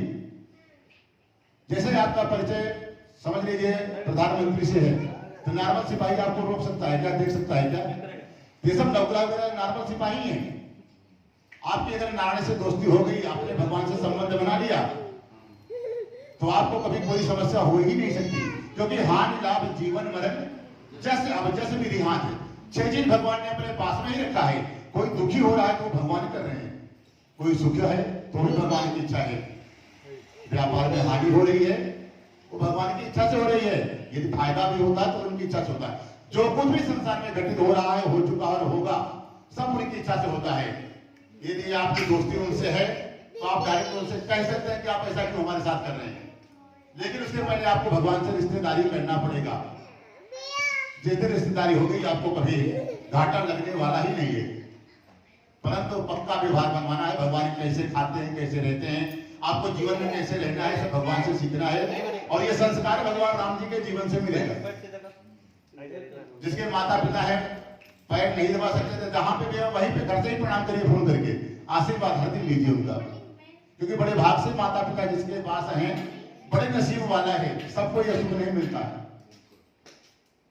और तब इसी तरह राजा ने भगवान के ब्राह्मण ने पूरी समस्या बताई। तो ब्राह्मण ने कहा कि ठीक है, हम आपको एक उपाय बता देते हैं, राजन आप वही कर लेना और 365 दिन के अंदर ही आपके यहाँ संतान हो जाएगी। बोले बहुत बड़ी व्यवस्था करनी पड़ेगी। बोले ना ना राजन, ऐसी छोटी सी व्यवस्था कि उसको कोई गरीब आदमी कर सकता है, आप तो राजा हैं, आप पूरा सक्षम है। तो बोले क्या करना होगा? तो पुजारी ने कहा कि राजन सुबह से शाम तक व्रत रखिए, शाम के समय आप अपने भाई मित्रों को बंधुओं को बुलाइए, और आपके नगर में कोई पवित्र नदी हो या कोई नदी का संगम हो तो राजन आप वहां अपनी पत्नी के और परिवार के साथ जाइए, सुबह से शाम तक व्रत रखिए और शाम के समय इस कथा का आयोजन करिए। और ज्यादा से ज्यादा लोगों को जाइए, लेकर के वहां पूजन हो जाए तो ब्राह्मणों को भोजन करा देना। बाकी जितने लोग आपके साथ में गए रहेंगे सबको भोजन की व्यवस्था करा देना। और फिर बाद में आप राजा रानी आप दोनों को भोजन करना है, जब सब लोग भोजन कर लेंगे वहां पर तब। और एक नियम और है, जब तक नहीं सोएंगे उस दिन भजन भी करना है, भगवान के नाम को भी नहीं छोड़ना है। यदि ऐसा करने में संभव हो तो भोजन को सामग्री को जल में विसर्जन कर देना, घर आ जाना और घर पर भजन कीर्तन की व्यवस्था कर लेना और भगवान का खूब भजन कीर्तन करना। जब नींद आए तो जाके सो जाना, खाली इतना ही कहना है और आपके साल भर के अंदर घर पर संतान हो जाएगी। तब तो राजा बड़े प्रसन्न हुए, पंडित जी को दक्षिणा और ज्यादा दिया है, प्रणाम किया, आशीर्वाद लेकर के घर आए, अपने मंत्री को बुलाया है, बुलाकर के कहते हैं कि हमारे नगर के पास में जो भद्रशिला नामक नदी है वहां पर बढ़िया वेदी मंडप बनाया जाए। मंदिरों में बढ़िया दिव्य दरबार भगवान का इसी तरह चारों तरफ केले के खंभे लगवाए गए, बढ़िया मंडप बनाया गया, भगवान नारायण की प्रतिमा की स्थापना की गई, पंचदेवताओं का पूजन हुआ। राजा विक्रम भगवान की कथा सुना है और कथा सुनने के बाद कथा चली रही थी, कुशीनगर में एक साधु नामक बनिया भी रहता था। वो भी शाम के समय कथा हो रही तो उसके मन में संशय हुआ कि ये तो राजा है, शाम के समय ये लोग घर से भी बाहर नहीं निकलते सुरक्षा के हिसाब से, आज इतनी देर रात तक कौन सा पूजा कर रहा है, चलो चल करके देखते हैं। अगर कोई बड़ा आदमी शाम के समय जो कभी नहीं निकलता हुआ निकल जाए तो लोगों को अचंभा होता है। और ये तो नदी के किनारे बैठ करके पूजा कर रहा है। साधु बनिया ने नाव के किनारे ठहराया और पीछे से शांति से जाकर के बैठ गया। पूरी कथा को सुना है, फिर चरण में प्रसाद लिया, उसके बाद भगवान को प्रणाम करके राजा को प्रणाम किया और कहता कि हे राजन, इतने भाव सहित आप कौन सा पूजा कर रहे हैं शाम के समय और आप किस उद्देश्य से कर रहे हैं? तब राजा ने कहा कि हे सेठ जी, हमारे पास कोई संतान नहीं है, एक ब्राह्मण ने हमको ये उपाय बताया है कि ऐसे आप पूजा करोगे तो साल भर के अंदर ही संतान हो जाएगी। उसी की कामना की पूर्ति के लिए हम लोग आज यहाँ पर आज पूजन कर रहे हैं। तब तो सेठ जी बोले कि हमको भी भैया सेम समस्या है, सोने चांदी का कारोबार है, फैक्ट्रियां हैं, गोडाउन है बड़े बड़े, परंतु घर में संतान एक ही नहीं है। धन की कोई कमी नहीं है, लेकिन उस धन को भोगने वाला कोई घर में है ही नहीं है, खाली पति पत्नी और सेवक ही है घर में।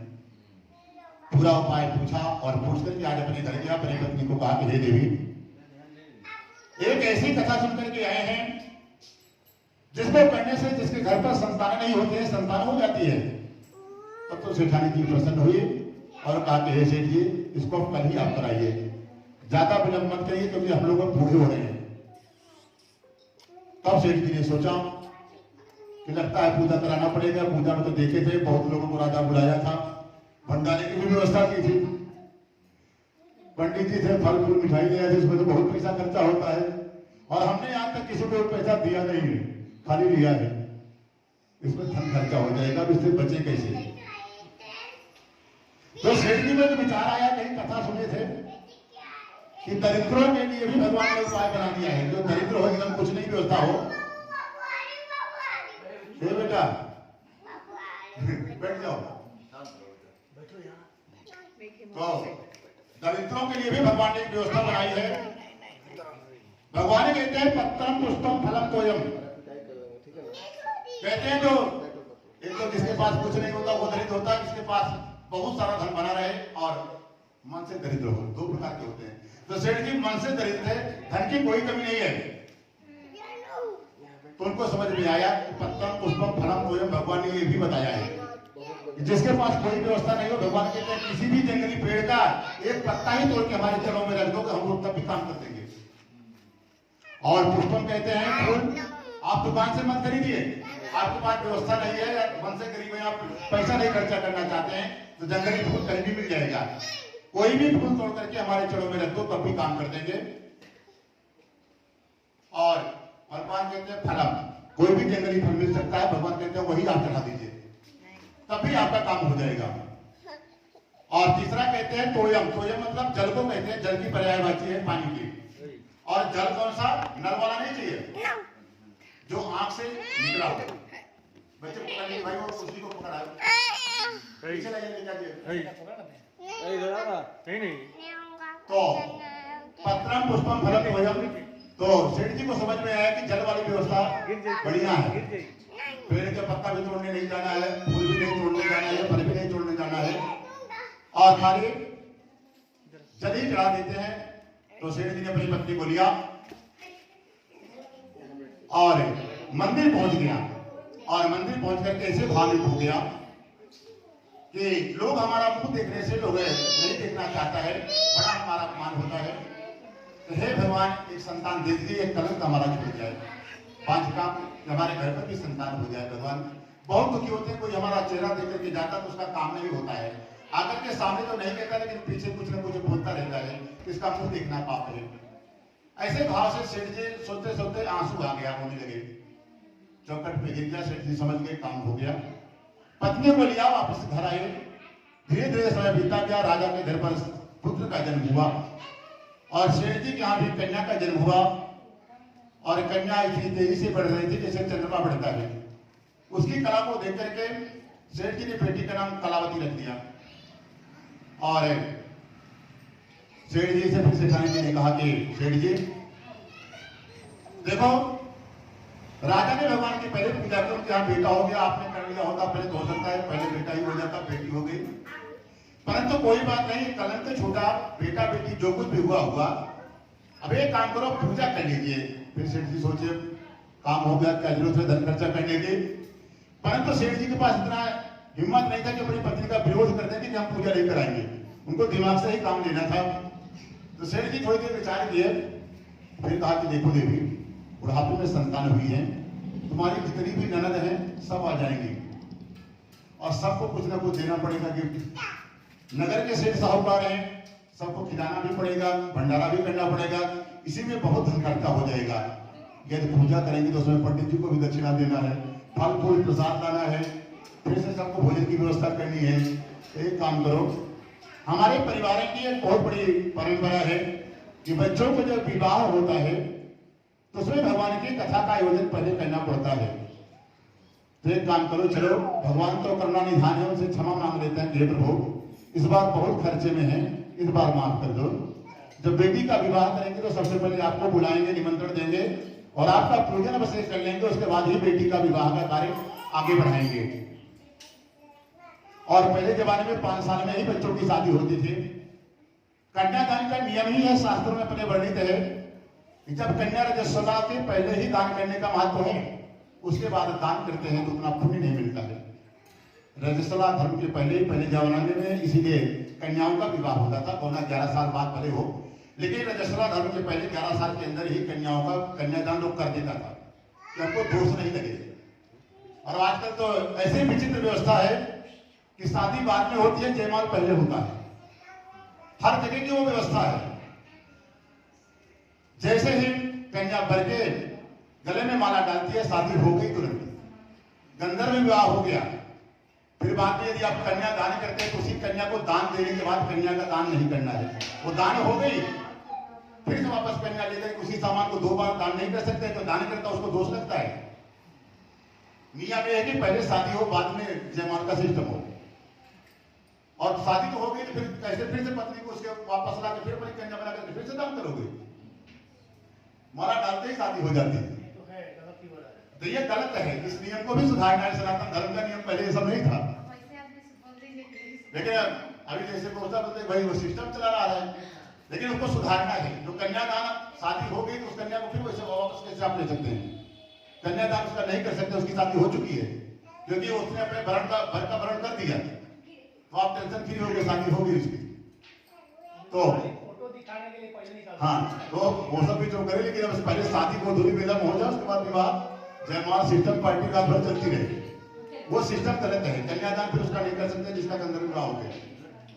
पहले राजा महाराजा लोग गंधर्व विवाह ही तो करते थे, जंगल में गए, पसंद आया माला डाल के लेके चले जाते थे, तो उसको भी पूरा शादी का परमिशन है।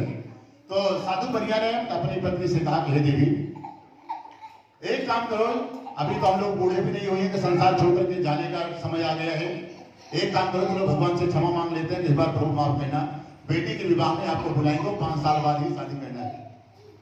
पत्नी घोड़िया मंदिर पहुंचा, भगवान से क्षमा मांगी, भगवान ने माफ भी कर दिया, वापस आ गया। सेठ जी व्यापार करने के लिए चले गए और व्यापार करने के बाद आज 5 साल बाद वापस आए हैं, तो क्या देखा, सेठ जी की बेटी अब बड़ी हो चुकी है, 5 साल की हो चुकी थी, और घर के बाहर ही बहुत सारी सहेलियों को बुला करके खेल रही थी। आज के बच्चे तो बाहर खेलने की जरूरत नहीं है, मोबाइल लैपटॉप टीवी के अलावा कोई बच्चा ही नहीं है। पहले ये सब व्यवस्था नहीं होता था, बच्चे लोग मिट्टी में बैठ करके आपस में खेल खिलौना खेला करते थे। तो सेठ जी की भी बेटी बैठ करके खेल रहे थे। सेठ जी ने देखा कि इसका विवाह करना चाहिए। एक अपने दूत को बुलाया और आदेश दिया कि हमारी लड़की के लिए कोई बढ़िया सा सुंदर बड़ी पुत्र लाया जाए। राजा साधु पुनिया के आदेशानुसार घूमते घूमते लोग कांचनपुर नामक नगर पहुंचे, जो आज हम कलकत्ता के नाम से जानते हैं। पहले उसका नाम था कांचनपुर नगर, एक नगर था वो। वहां पर पहुंचा तो देखा कि सेठ जी का परिवार था और उनके यहाँ एक लड़का बड़ी पुत्र था, बड़ा सुंदर था लड़का। उस लड़के को देख करके लड़का बड़ा पसंद आया, सेठ जी के पास लाया गया। सेठ जी को भी आज लड़का बड़ा पसंद आया और सेठ जी ने बड़े धूमधाम से आज अपनी बेटी की तैयारी कर रहे हैं। मंत्रियों को सबको बुलाया, बड़ी मीटिंग रखे। इस एरिया का जो सबसे महंगा टेंडर हो उसको बुलाया जाए, वीआईपी टेंट वाला कौन सा है उसको बुलाया जाए, कैमरामैन, जो भी व्यवस्था था। सेठ जी ने इतनी धूमधाम से व्यवस्था बनाई कि नगर वाले देखते रहे तो वाह सेठ जी क्या व्यवस्था बनाई। क्योंकि सेठ जी को अपना जलवा दिखाना था कि लोग हमको जाने के बहुत पैसे वाले हैं। आज भगवान देख करके इनकी व्यवस्था को, शादी को उदास हो गए। देखो इस बनिया को हमने इसको धन दिया है, लक्ष्मी जी को हमने ही घर में भेजा है। लक्ष्मी जी पतिव्रता स्त्रियां बिना पति के आदेश के किसी के घर एक क्षण नहीं रुकती हैं। अगर किसी के घर में धन है, रुकी है, तो नारायण को आप थैंक यू करिए कि प्रभु आपने माता को हमारे यहाँ भेजा है। बिना पति के आदेश के क्षण किसी के घर नहीं रुकती है, वो जाती भी नहीं है। सेठ जी के यहाँ देख करके आज भगवान नारायण उदास हो गए कि देखो इसको दिखाने के लिए करोड़ों खर्चा कर रहा हो, हमारी पूजा के लिए इसके पास पैसे नहीं है। जातिवाद के बाद दरिद्र हो जाएगा, तुम्हें दारुण दुख प्राप्त मिलेगा। और 99% संसार में यही चल रहा है।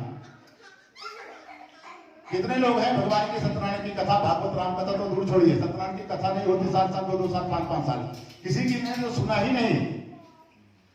और जब बच्चों की शादी हो, बच्चों का जन्मदिन हो, शादी का सालगिरह हो, तो बोलो 2-4 लाख खर्चा कर लेंगे, कोई दिक्कत नहीं। और पंडित जी को 5100 देने में मुंह लटक जाता है, बीमार हो जाते हैं कि हमारे पास कोई व्यवस्था नहीं है। क्योंकि दिया हुआ भगवान ने कहा भगवान के लिए आपके पास पैसे नहीं है, तो भगवान भी कभी कभी उदास हो जाते हैं। भगवान ने श्राप दे दिया, लक्ष्मी चलो इसके घर रहने की जरूरत नहीं है, इसके पास हमारे लिए नहीं है, तो फिर क्या जरूरत हो तुमको इसके यहाँ रहने के लिए। लक्ष्मी को नारायण दिए चले गए, सेठ जी को श्राप दे दिया।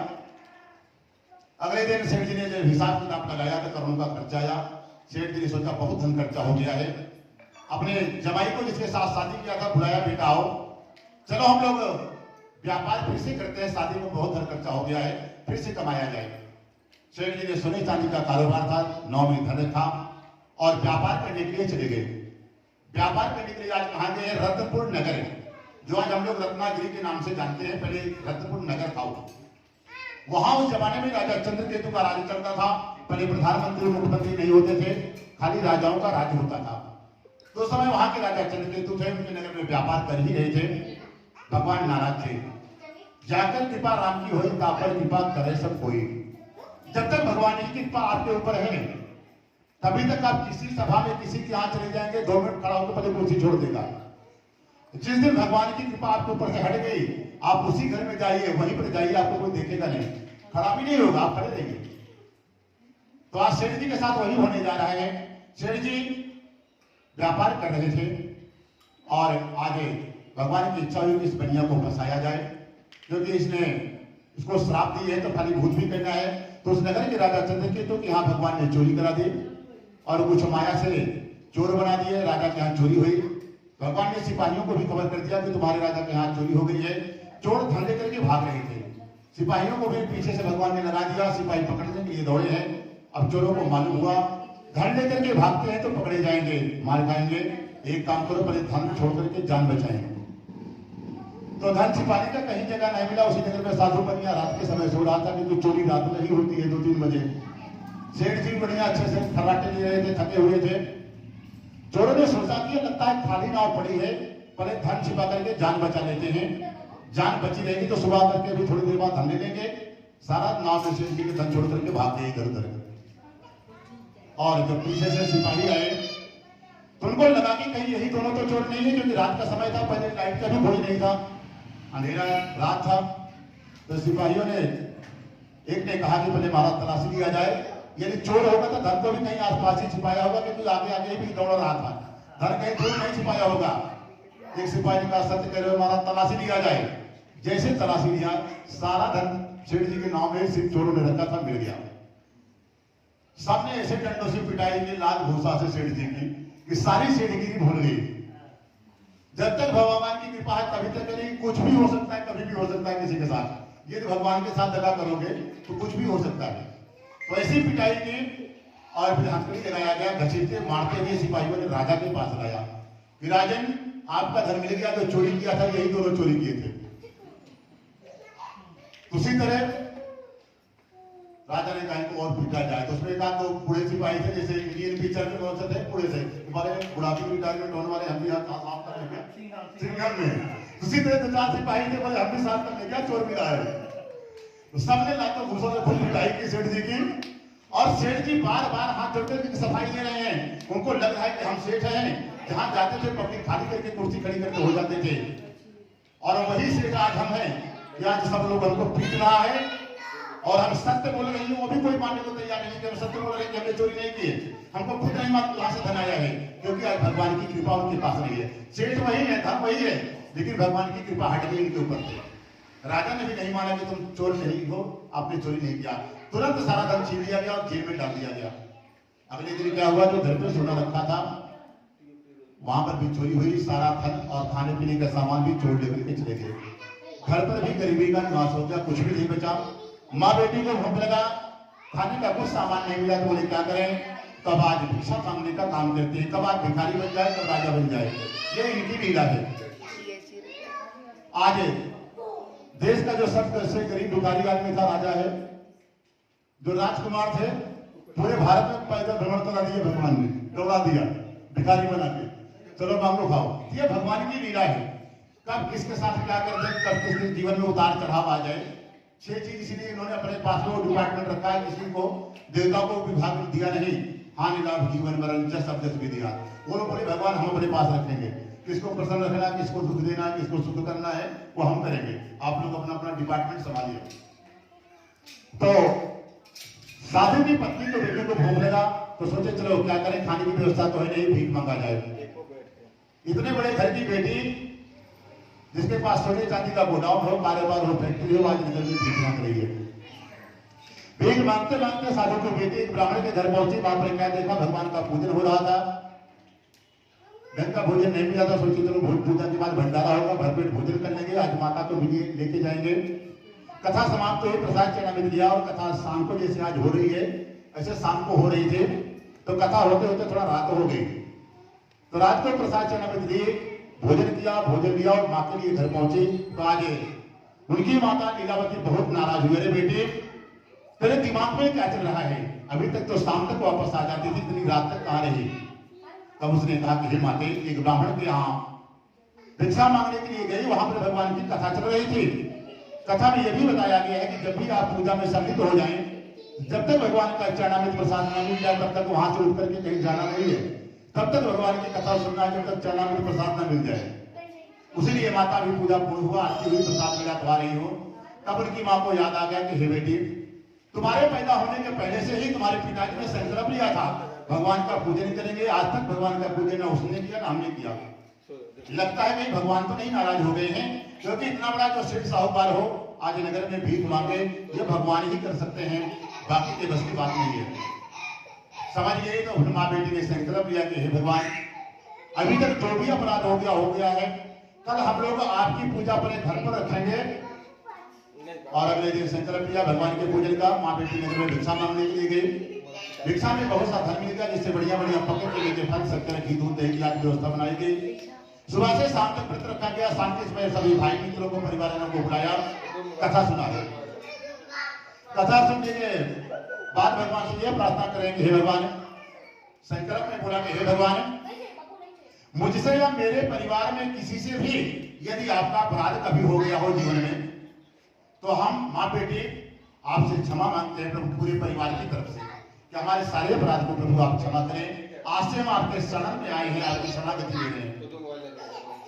और एक काम करना प्रभु, जब से हमने अपने बेटी का विवाह किया है, हमारा पति और जमाई हमको खुद नहीं मालूम है कि किस नगर में कहां पर चला गया है, वो जीवित है कि नहीं है, हमको वो भी नहीं मालूम है। आप तो प्रभु हर जगह हर समय रहते हो, आपको तो सब कुछ मालूम है। एक बार हमको घर भेज दीजिए। ऐसे भगवान से प्रार्थना करके भगवान का पूजन किया। पूजन के बाद विसर्जन किया गया। तो जो जहां से देवता आए हैं सब लोग अपने अपने स्थान को जाएं। सभी देवता अपने अपने स्थान को गए हैं, परंतु भगवान नारायण नहीं गए। जहां पर आप गलती करें भगवान की शरणागति ले लें, भगवान से क्षमा मांग ले तो भगवान माफ भी कर देते हैं। कोई अपराध जीवन में हो गया हो, कुछ गलती हो गई हो, तो आज माँ बेटी ने भगवान से क्षमा मांगी, भगवान प्रसन्न हो गए। विसर्जन करने के बाद सभी देवता चले गए। नारायण जहां पर आज साधु बनिया और उनका जमाई जेल में बंद था। राजा चंद्रकेतु के नगर में पहुंचते हैं। जो वहां का राजा चंद्रकेतु रात में सोया है, तो भगवान सपने में जाकर के राजा को दर्शन दिया, क्योंकि भगवान बड़ी जल्दी प्रसन्न हो जाते हैं। तो आज राजा को दर्शन देकर के भगवान ने कहा कि हे राजन, जिन दोनों पैसों को आपने जेल में डाला है, ये दोनों निर्दोष हैं। कोई और चोर था, चोरी करके धन लेकर के भाग रहा था, आपके सिपाहियों को देख करके डर के मारे उनके नाम में रख दिया धन और छोड़ करके चला गया। आपके सिपाही नहीं को चोर समझ बैठे, आपसे बहुत बड़ा आज अपराध हो गया राजन। तो बोले महाराज उसके लिए क्या करना होगा? यदि पाप को धोना है अपराध को, तो भगवान ने कहा कि देखो राजन, ये दोनों बनिया जाति हैं, अगर अभी तक ठीक होते तो धन को दोगुना कर दिए होते। अब तुम्हारी जिम्मेदारी है इस पाप को नष्ट करने का, कि धन को दोगुना करके इनको दे दीजिए, नए नए कपड़े दे दीजिए और वस्त्र पहना करके जितना जल्दी से जल्दी हो सके अपने नगर से विदा कर दो। यदि ऐसा नहीं करोगे तो अगले दिन आपके पुत्र को और पूरे राज्य को हम स्वयं नष्ट कर देंगे। भगवान ने सपने में राजा को बताए। राजा स्वप्न से ज्यादा सभा में गया और आज साधु बनिया को खबर दिलाया गया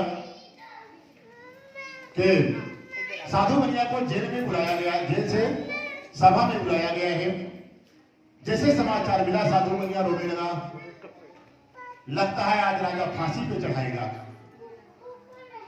सेम उत्तर प्रदेश के चोरों की तरह। लगता है आज राजा छोड़ेगा नहीं हमको, क्योंकि वहां से बरी नहीं हो जाओगे तो उसके बाद भी बाबा नहीं छोड़, इसलिए अब तो जेल में भी बचना मुश्किल हो गया है।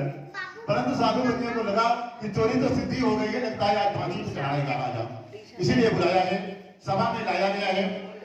साधु बनिया जमाई आया, राजा को प्रणाम किया।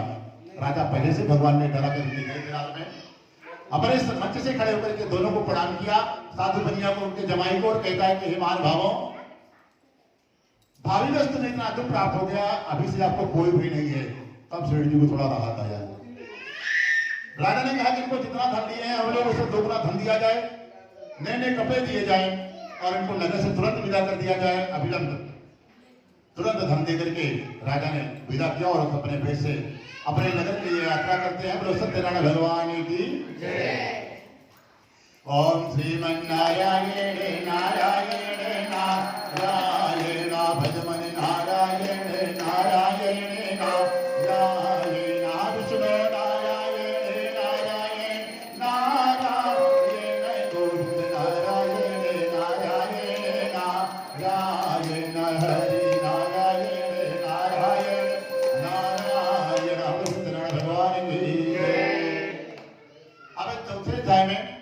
भगवान की लीला इच्छा हुई कि इस सेठ जी को बनिया को मदद तो कर दिए हैं और धन भी बिना व्यापार के दोगुना गुना दे दिए हैं। तो भगवान की इच्छा हुई कि जिसके पास ज्यादा धन होता है या फ्री का धन मिल जाए तो ब्राह्मणों का इज्जत करते हैं या अपमान करते हैं, चलो उसका परीक्षा लिया जाए। तो भगवान ने स्वयं आज ब्राह्मण का भेष बनाया है, फटे पुराने धोती कपड़ा पहन लिए, बढ़िया सा टीका चंदन लगाया, बड़ी सी चोटी रख ली, हाथ में माला झोली लिया है, कमंडल लिए हैं और सेठ जी की तरफ जा रहे हैं कि सेठ जी को लगे कि ये पंडित जी ब्राह्मण ही है और गरीब ब्राह्मण है। भगवान सेठ जी के सामने प्रकट हो गए और सेठ जी ने पूछा, सेठ जी से भगवान ने पूछा, भगवान जिसको जो देते हैं वही पूछते हैं। भगवान ताजा ताजा धन दिए थे तो भगवान ने कहा कि सेठ जी तुम्हारी नाव में क्या रखा हुआ है? सेठ जी ने इतनी जोर से डांटा भगवान को, अरे दरिद्र ब्राह्मण क्यों पूछता है, क्या धन लेने की इच्छा है? मेरी नाव में बेल पत्ता भरा हुआ है। भगवान हाथ जोड़ करके खड़े हो गए, अरे महाराज मांग नहीं रहे, खाली हम पूछ रहे हैं और हमारी इच्छा थी कि तुमको आशीर्वाद दे दें, जितना जो कुछ भी हो और 1000 गुना भर जाए तुम्हारी नाम में। और आप तो खामखा डांटने पे बैठे हैं, कहीं मांग नहीं होते तो आप मांगते भी लगता है आज हमको। भगवान हाथ जोड़ करके थोड़ी दूर एक फटिक सीधा था, पत्थर पर बैठ गए और जैसे भगवान को बताया कि हमारे नाम में बेल पत्ता भरा हुआ। भगवान ने कहा कि तुम्हारा वचन सत्य हो जावे, तथास्तु कह दिया। भगवान जैसे चले गए, सेठ जी को लगा उनको देना भी नहीं पड़ा, ब्राह्मण चला गया, चलो घर चलते हैं। जब नाथ जी को मुड़ करके देखा तो नाव में बेल पत्ता है, बेल पत्ता 10 गुना भर गया। तब तो सेठ जी देखते हुए भी तुरंत जमीन पर बेहोश होकर के गिर पड़े। उनको लगा कि इतना जल्दी हमारा धन लेकर के कौन गया और बेल पत्ता कैसे भर गया। कई घंटों बाद जब उनको होश आया तो साथ में जो उनका जमाई था समझाया, ससुर लगता है जो ब्राह्मण वहां बैठे हैं कोई ब्राह्मण नहीं है, लगता है कोई दिव्य महापुरुष, सिद्ध महापुरुष है। जाइए उनसे क्षमा मांगिए, उनके चरणों में लेटिए, जैसे भी हो सके उनको प्रसन्न करिए, तभी आपको फिर से पुनः धन मिलेगा। नहीं पूरा जीवन अब सेठ बनने का सपना भूल जाइए, बेल पत्ता ही बेचोगे। और धीरे धीरे सेठ जी गए और त्राहिमाम करके भगवान के चरणों में लेट गए। जब भगवान के चरणों में लेट गए, चरण देखते ही हम पहचान गए सेठ जी तो भगवान है, नारायण है। भगवान कितना भी भेष बदल ले, कभी अपने चरण को नहीं बदलते हैं। मुंह, चेहरा, शरीर सब कुछ बदल लेते हैं, भगवान चरण अपना भगवान का ही रखते हैं। जैसे भगवान के चरण को देखा समझ गए तो साक्षात नारायण हमारी परीक्षा ले रहे थे। और चरणों में लेटा और हाथ जोड़ लेके खड़ा हुआ कि हे भगवान, आपकी माया समझ गए। आपकी माया तो स्वयं ब्रह्मा भी नहीं जान पाए, तो अज्ञानी मनुष्य हम कैसे जान सकते हैं। आप प्रभु प्रसन्न होइए, मैं आपकी अपनी सामर्थ्य के अनुसार आपकी पूजा अभी करते हैं। और आज हमसे बहुत बड़ा अपराध हो गया, हमने झूठ बोल दिया। हमारे नाम में बेल पत्ता नहीं, सोना चांदी रखता था। तब भगवान मुस्कुराए, बोले सेठ जी हमको सब कुछ मालूम था, हमने भी खुद दिलाया था और आप हम ही से झूठ बोल गए। बार बार क्षमा मांगने के बाद भगवान ने कहा कि ठीक है क्षमा कर देते हैं, परंतु आज के बाद कोई ब्राह्मण, साधु संत, कोई गरीब आदमी तुम्हारे पास आए तो देना नहीं देना तुम्हारी मर्जी है, ऐसे अपमान मत करना, डांट करके कुछ मत कहना, हाथ जोड़ लेना कि हम नहीं देंगे, परंतु किसी का अपमान मत करना। आपने दिया भी कुछ नहीं, उल्टा डांट दिया, अपमान कर दिया, देना लेना है नहीं कुछ। तो भगवान से क्षमा मांगा कि आज के बाद कोई साधु ब्राह्मण है कोई भी मिल जाएगा तो आज के बाद हम खाली हाथ उसको प्रणाम भी नहीं करेंगे। और वचन दिया कि कोई हमारे पास आया हमारी शरण में तो आज के बाद कोई खाली हाथ नहीं जाएगा। भगवान को वचन दे दिया साधु बनिया, उसी दिन से ही भगवान ने उसको सारा धन फिर से वापस प्रदान किया, बेलपत्ता नष्ट हुआ और नाम में सोना चांदी रख करके सेठ जी अपने नगर पहुंच गए। तो जब नाव चला रहा था उसको सेठ जी के घर में भेजा कि जाकर के संदेशा दे दीजिए कि हम लोग नगर के पास आ गए हैं और थोड़ी देर में ही घर पर पहुंचने वाले हैं। क्योंकि अचानक से पहुंचे थे, जैसे सेठ जी बेहोश हो गए थे, सेठानी जी को भी नहीं कहा जाए तो पहले नौका चलाने वालों को भेजा कि कई साथ मिल रहे हैं, अचानक मिल जाए, खुशी मिल जाए तो कुछ भी हो सकता है।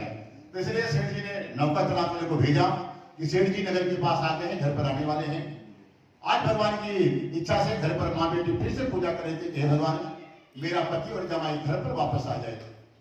भगवान से पूजा कर ही रहे थे, जैसे समाचार मिला सेठानी जी पूजा से ही खड़ी हो गई और कहा कि हे बेटी, बाकी का जो पूजा बचा आप तू कर लेना, और जिस काम के लिए हम लोग पूजा कर रहे थे कि तुम्हारे पापा और तुम्हारा पति आ जाए, आ गए और हम अब तुरंत जा रहे हैं, तू भी बोल पंडित जी से जल्दी जल्दी पूजा करा दे और तू भी भाग के आ जा, काम हो गया, जिसके लिए कर रहे थे काम हो गया। अब बेटी ने भी, माँ तो आधी पूजा से चली गई, बेटी ने पंडित जी को बोला भाई जल्दी करिए, समय नहीं है हमारे पास। पंडित जी ने जल्दी जल्दी मंत्र पढ़ के पूजा कर दिया और पंडित जी ने कहा भाई ठीक है पूजा आरती तो हो गई, प्रसाद तो लेके जा। बोली पंडित जी चुप रहो, शांत से बैठो, सेठ जी की बेटी है, बड़े घर की बेटी है, दक्षिणा बराबर लेना है कि नहीं लेना है। पंडित जी बेचारे शांत से बैठ गए कि बड़े घर की बेटी है, कहीं दक्षिणा में काट ले। और कहती है थोड़ी देर बैठो, अभी हमारा पति आ रहा है, बगल में ही तो समुद्र है भाई, नाव आ गई है, साथ में आज हम लोग जोड़े से लेंगे प्रसाद। पंडित जी बेचारे शांत से बैठे रहे, बेटी भी पहुंच गई समुद्र के किनारे। तो जैसे साधु बनिया नाव से उतरा था, अचानक लहरा गई, साधु का जमाई नाव समुद्र के अंदर चली गई। बेटी को खबर मिला कि हमारा पति चला गया, किस लोग से, जल के अंदर। जोर जोर से चिल्ला चिल्ला करके जमीन में लोटने लगी, रोने लगी। साधु बनिया से देखा नहीं जाए कि बच्चा किसी का दुखी होता है तो सबसे ज्यादा माँ बाप को ही कष्ट होता है। तो आज साधु बनिया भी बड़ा उदास हुआ, दुखी हुआ और थोड़ी देर पहले ही भगवान नारायण उनसे मिले थे। तो आज आकाश में सूर्य भगवान को हाथ जोड़ करके कहता है कि भगवान मुझसे या मेरे परिवार से फिर से कोई अपराध हो गया हो तो हे नाथ हे नारायण हमारे अपराध को क्षमा किया जाए और हमारा मार्गदर्शन करेंगे कैसे फिर से ये सब ठीक हो। तुरंत सूर्य नारायण ने आकाशवाणी की कि हे साधु तुझसे तो कुछ नहीं अपराध हुआ, तुम्हारी पत्नी और बेटी ने घर पर पूजन रखा था, लोगों ने पूजन कर दिया, परंतु प्रसाद का अपमान कर दिया, प्रसाद छोड़ करके आई है। एक काम करो, तुरंत आप लोग घर जाइए, भगवान से क्षमा मांगिए, प्रसाद लीजिए, वापस आइए तो अभी तुरंत आपकी नाव और आपका जमाई मिल जाएगा। पूरा परिवार घर गया, वहां से प्रसाद दिया, क्षमा मांगी, वापस आए तो फिर भगवान की इच्छा से एक लहर आती है जिसमें साधु बनिया की नाव जमाई मिल गया। पूरा परिवार भगवान का वहां पर पूजन किया है और इस लोग में शुभ होकर के वो सभी परम धाम को जाते हैं। सत्यनारायण भगवान की जय। ओम श्रीमन नारायण नारायण नारायण भगवान नारायण नारायण हरि नारायण नारायण नारायण भगवान नारायण नारायण नारायण भक्ति नारायण नारायण नारायण मुक्ति नारायण नारायण नारायण सत्य नारायण नारायण नारायण सत्यनारायण भगवान की जय। अब आप लोग शांति से सुनेंगे, मात्र 2 से 3 मिनट की कथा हो। अंत भला तो सब भला, जितना भी चिल्ला लिए कोई बात नहीं, 3 मिनट शांति कर लेंगे तो पूरी कथा का पुण्य मिल जाता है। ये भी अंतिम में भी महात्मा का कथा है और पहले भी अध्याय है, तो इसलिए 3 मिनट खाली शांति से सुनना है। चौथे 5वें अध्याय में कहते हैं कि तुंगोदत्त नाम का राजा है। राजा बड़ा ही धर्मात्मा है। एक दिन राजा के मन में विचार आया कि चलो आज जंगल में हम जंगली जानवरों का शिकार करते हैं। राजा शिकार करने के लिए अपने सैनिकों के साथ गया है। शिकार करते करते दोपहर का समय हुआ, राजा थक गया, सोचा थोड़ा विश्राम कर लें। तो काफी देर बाद घूमने के बाद इस वृक्ष के बड़े वृक्ष दिखाई पड़ा है। वहां पर राजा क्या देखा कि काफी छोटे छोटे बालक जो है गाय चला रहे हैं और कोई भगवान की पूजा भी कर रहे हैं साथ में बैठ करके। तो कोई भगवान की फोटो लाया है, कोई चौकी लाया है, कोई प्रसाद लाया है और राजा दूर से ही देख रहा है कि भगवान की फोटो भी रखी है। परंतु राजा के मन में अहंकार था कि हम बड़े घर के हैं, राजा आदमी हैं और ये लोग गाय चराने वाले गंवार हैं, इनके बीच में जाते हैं तो हमारा अपमान होगा। क्योंकि ज्यादा पढ़ा लिखा होना, ज्यादा धन हो जाना भी अहंकार अपने आप आ जाता है। कोई बड़ा पद मिल जाए तो उसका भी मद अपने आप ही चढ़ जाएगा। कोई बड़ा अधिकारी बन जाइए या कहीं भी कोई भी पद मिल जाए तो अपने आप अहंकार आएगा, छोटा आदमी आपसे बात करने में लगेगा। तो वो गाय चराने वाले उनको छोट रहा है कि ये तो गाय चराते हैं, गंवार आदमी है, हम तो बढ़िया कुत्ता पालने वाले हैं, बड़े आदमी हैं, हम क्यों जाए उनके बीच में गाय चराने वालों के। उसके चक्कर में राजा नहीं गया। परंतु बालक लोग धीरे बाद जब पूजा पूर्ण हुआ तो बालकों ने विचार किया जो राजा होता है वो भी भगवान का ही स्वरूप माना जाता है। राजा तो एक काम करो, यहाँ पर आता है कि नहीं आता है कोई बात नहीं, हमारी जिम्मेदारी है पहले इसको प्रसाद दे दें फिर हम लोग खाते हैं। तो इन्हीं की तरह एक छोटा सा बालक वहां पर बैठा था और प्रसाद लेकर के राजा को देने के लिए गया। राजा के मन में फिर वही अहंकार था कि ये लोग छोटी जात के हैं कि हम का प्रसाद देंगे तो हमारा अपमान हो जाएगा। राजा उस बच्चे को डांट करके भगा दिया कि तुम्हारी हिम्मत कैसे हुई हमको प्रसाद देने की। और वो बालक रोने लगा कि ऐसा हमारे पापा माँ बापा ने मम्मी पापा घर का कोई बड़ा आदमी अपमान नहीं किया था, जैसे आज इस राजा ने अपमान कर दिया। और जैसे डांटा वो बालक रोने लगा, रोता हुआ वही प्रसाद भगवान के चरणों में रख दिया और भगवान के सामने बैठ के रो रहा। चुप ही नहीं हो। अपने भगत को देखते देखते भगवान भी रोने लगते हैं और जितना छोटा भगत होगा भगवान उतनी जल्दी प्रसन्न होते हैं। इसके प्रमाण ध्रुव जी और प्रहलाद जी हैं। और अपने भक्त को सुदामा जी को भी देख करके भगवान कितना रोए हैं। अपने भगत का दुख भगवान कभी देख नहीं पाते हैं, भगत रोए तो भगवान भी रोते हैं।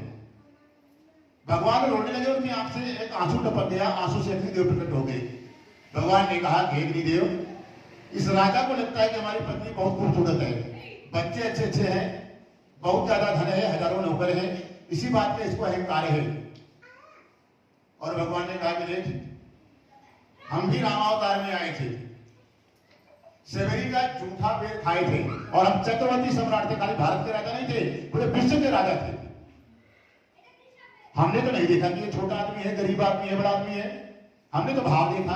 और ये तो भगवान का भोग लगा हुआ कुर्सी तक डरा हुआ प्रसाद दे रहा था और इसको मात्र छोटे से राज्य का राजा बनाए हैं, इसीलिए पागल हो गया है।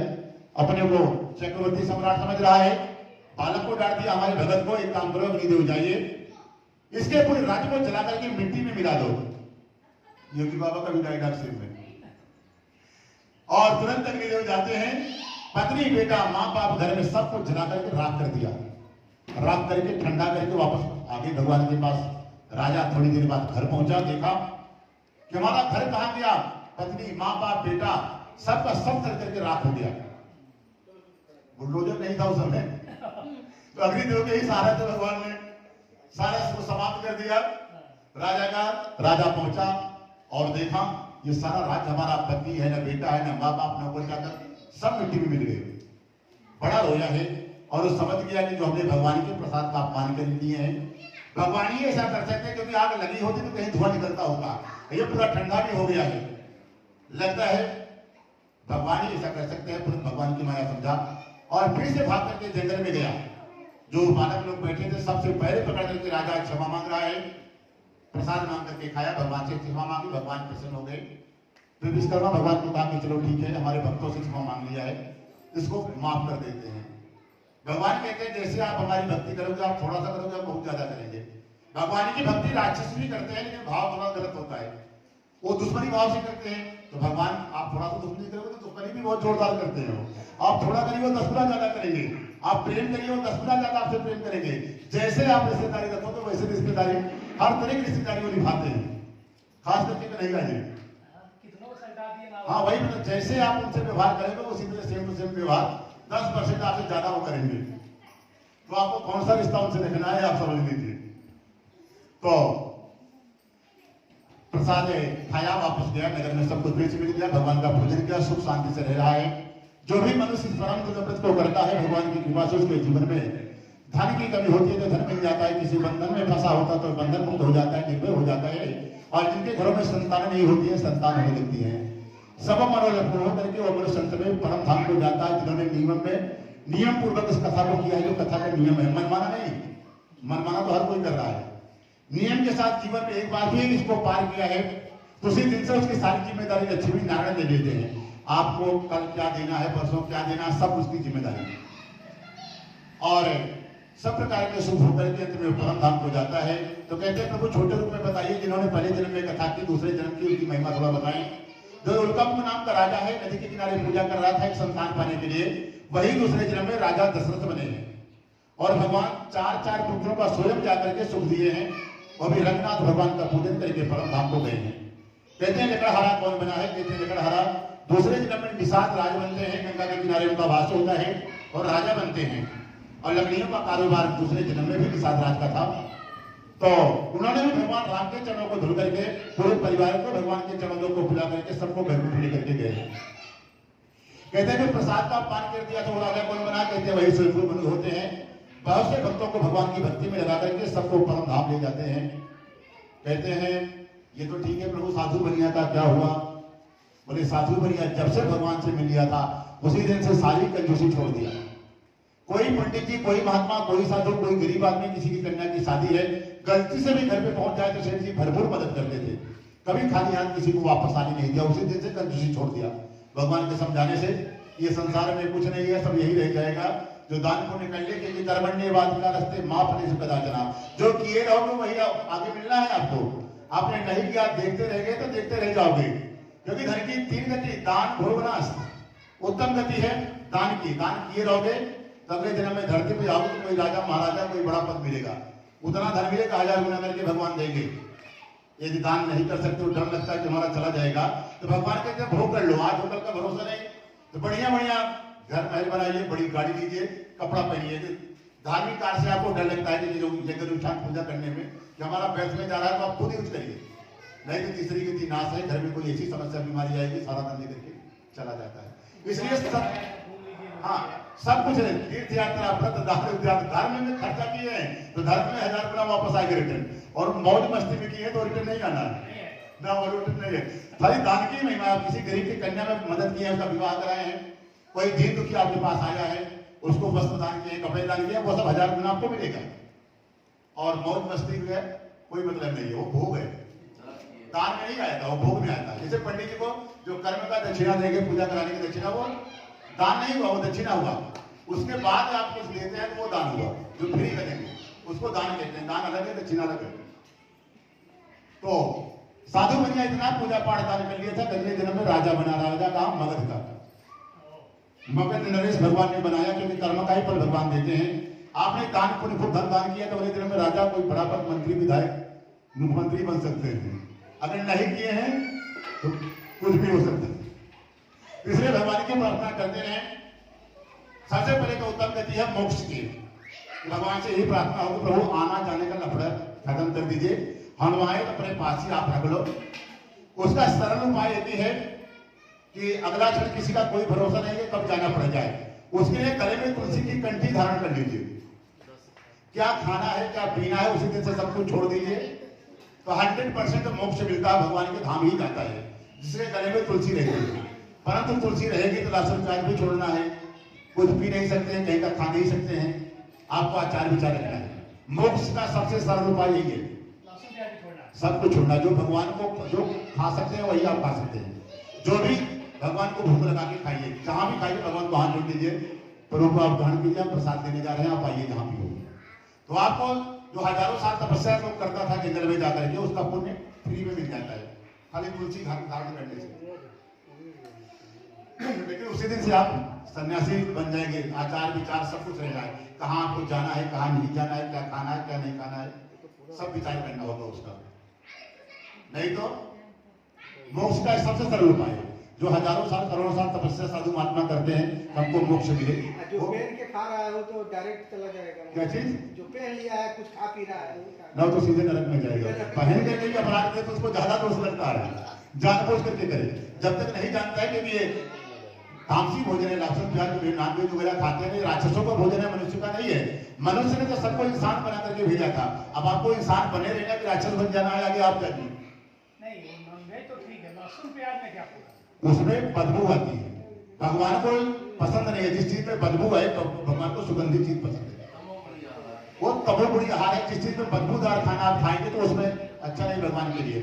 और प्राणी रूप में भगवान सबके अंदर बैठे हैं, आप भगवान को क्या खिला रहे हो ना, जो डालते होंगे उनको मिलता है, वो उसको दोष लगता है। भगवान प्राणपति है सबके, जीव रूप में सबके अंदर। वो ठीक है, लेकिन दवा के रूप में अपने सच्चाई आयुर्वेद में कहता है, एक आयुर्वेद भी है कि आप स्वाद के हिसाब से नहीं, दवाई के हिसाब से ले सकते हैं। कि कोई समस्या कोई डॉक्टर बताया है आयुर्वेद वाला तो उसको ले सकते हैं, उसमें दोष नहीं है।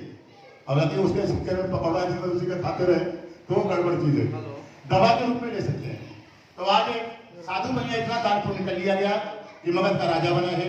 और भगवान कृष्णा अवतार में आए हुए थे, जिन्होंने अपने मित्र अर्जुन को बुलाया कि एक पुराना हमारा भक्त है, पूर्व जन्म में वेद से हमको वचन दिया है कि आज के बाद कोई भी साधु महात्मा आएगा तो खाली हाथ नहीं जाने देंगे, और उसका नियम का पालन करना है कि नहीं करना, चलो देख करके आते हैं हम लोग।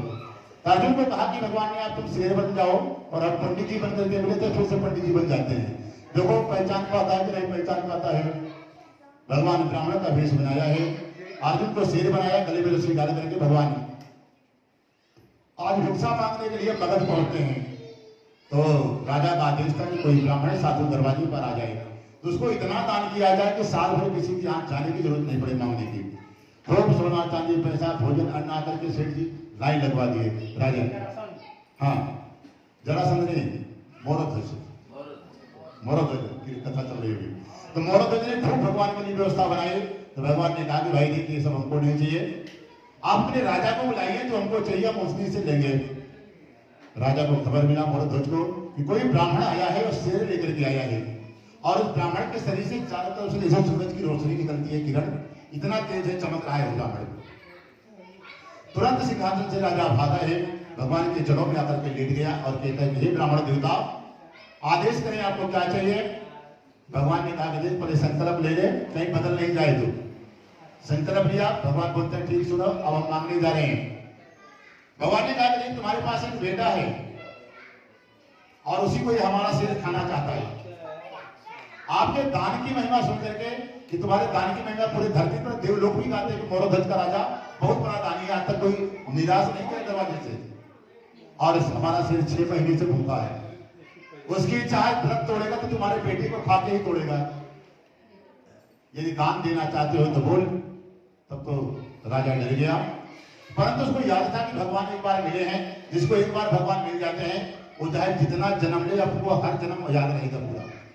तो उसको याद था कि हमने भगवान को वचन दिया है कि वो चीज है तो कोई ब्राह्मण याचक हमारे पास आएगा तो खाली हाथ जाने नहीं देंगे, हमारे पास बेटा है। यदि खाली हाथ भेज देते हैं तो नरक में जाएंगे, हम हजारों साल नरक में पड़े रहेंगे। तुरंत साधु बनिया ने अपने बेटे को बुलाया, पत्नी को बुलाया, आरा मंगाया गया है। अपने ही बच्चे को पत्नी और राजा काट रहे थे, तो थोड़ी देर बाद बच्चे के आंख में आंसू आ गया। भगवान पहले ही बता दिए थे कि देखना किसी की आंख में आंसू भी नहीं है, किसी को रोना नहीं है, क्योंकि किसी चीज को दान करते हैं तो उसके प्रति मोह है तो दान की महिमा नहीं लिखती है। कोई छोटा मोटा चीज दान करे तो ठीक है, कोई बड़ा चीज दान करे तो आपको किसी को बताना नहीं कि हम ये चीज दान कर दी, उनको दे दी, बताते हैं तो उसकी महिमा खत्म हो जाती है। तो भगवान इसी ने कहा था कि आपको रोना नहीं है। जैसे आरे से काटा गया, बच्चे की आंख में आंसू आ गया, भगवान ने देख लिया। भगवान ने कहा कि राजन अब हम दान नहीं दे सकते, आपका बेटा रो दिया है। तो छोटा सा बालक हाथ जोड़ करके भगवान से कहा कि प्रभु हमको इस शरीर से मोह नहीं है, 60 साल 70 साल 100 साल में ये शरीर शांत होगा और हमारा खुद का ही बेटा हमको जला करके फिर से मिट्टी में मिला देगा। ये मिट्टी का ही शरीर आज है, कल का भरोसा नहीं, इसलिए शरीर से हमको कोई मोह नहीं है, हमको कोई दर्द हो रहा है। हमको तो दुख इस बात का होगा कि आपने खाली दाहिना भाग मांगा था, आधा शरीर क्या काम का आएगा, इसको भी पूरा ले लेते तो पूरा शरीर दान तो हो जाता, कम से कम मरते दम तक हम अमर तो हो जाते। भगवान जब इतनी बात सुनी तो तुरंत इसी तरह चतुर्भुज रूप में प्रकट हो गए, शंख चक्र गदाने करके विराट रूप में खड़े हो गए और जो शरीर कटा था तुरंत आशीर्वाद दिया, जुड़ गया। आरा भगवान ने बगल में रखवाया और राजा से कहते हैं कि राजन वरदान मांग, आज इतनी कठिन परीक्षा लिए हैं, आज तक किसी की नहीं ली और तुम्हारे लिए तुम पास हो गए हो।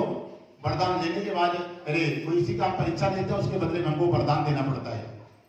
पूरे धरती का राजा बनना है या स्वर्ग का राजा बनना है, जो मांगेगा सबको तुमको दे देंगे, मांग क्या चाहिए? बोला महाराज थोड़ी देर पहले आप पंडित जी बन के आए थे, यहाँ के राजा हम हैं, हम ब्राह्मणों से आज तक नहीं लिए और ले लेंगे तो हमको अपमान हो जाएगा, ब्राह्मणों से कभी लेते नहीं है। आप पंडित जी बन करके आए थे, पहले बन करके आते तो जरूर ले लेते। तब तो भगवान हाथ जोड़ करके खड़े हो गए, यदि कुछ नहीं लोगे तो हमारा अपमान हो जाएगा। एक साक्षात नारायण चतुर्भुज खड़े थे और एक राजा था कि कुछ दिया ही नहीं, भगवान का अपमान हो जाएगा। तब हाथ जोड़ करके कहता है राजा के हे प्रभु हम आपका अपमान नहीं करना चाहते हैं, यदि आप देना ही चाहते तो ऐसा वरदान दे दो कि आज के बाद कभी अपने भक्तों की ऐसी परीक्षा का नहीं करोगे। भगवान ने वरदान दे दिया कि जो भी हमारा भगत बनेगा ऐसी परीक्षा आज के बाद नहीं देंगे। और एक वरदान दे दिया कि तूने आरे से परीक्षा दिया है, अपने बेटे को काट करके इस क्षेत्र का ही नाम आरा रख देते हैं। तब से जहां पर परीक्षा हुआ था उस क्षेत्र का ही पूरे का नाम भगवान ने आरा रख दिया। तब से आज तक बिहार के क्षेत्र को उसको आरा करते हुए लोग चले आ रहे हैं। बोलो सत्यनारायण भगवान की जय।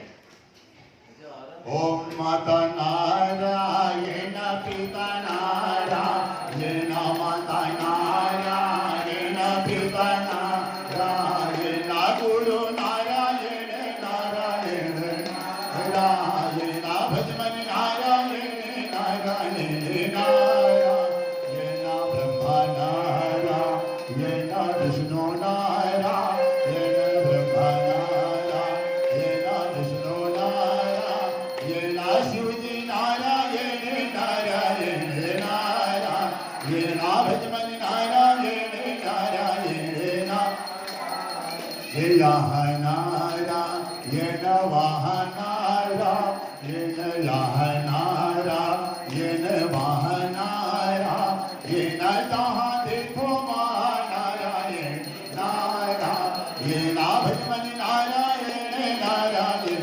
नारायण, मुझमें नारायण तुझमें नारायण, मुझमें नारायण तुझमें नारायण, सब में नारायण नारायण नारायण, भजमन नारायण नारायण, सूर्य नारायण चंद्र नारायण, सूर्य नारायण चंद्र नारायण, तारे नारायण नारायण नारायण, भजमन नारायण नारायण नारायण। बोलो बिहारी लाल की जय, बोलो सत्यनारायण भगवान की जय, बोलो आदि आनंद की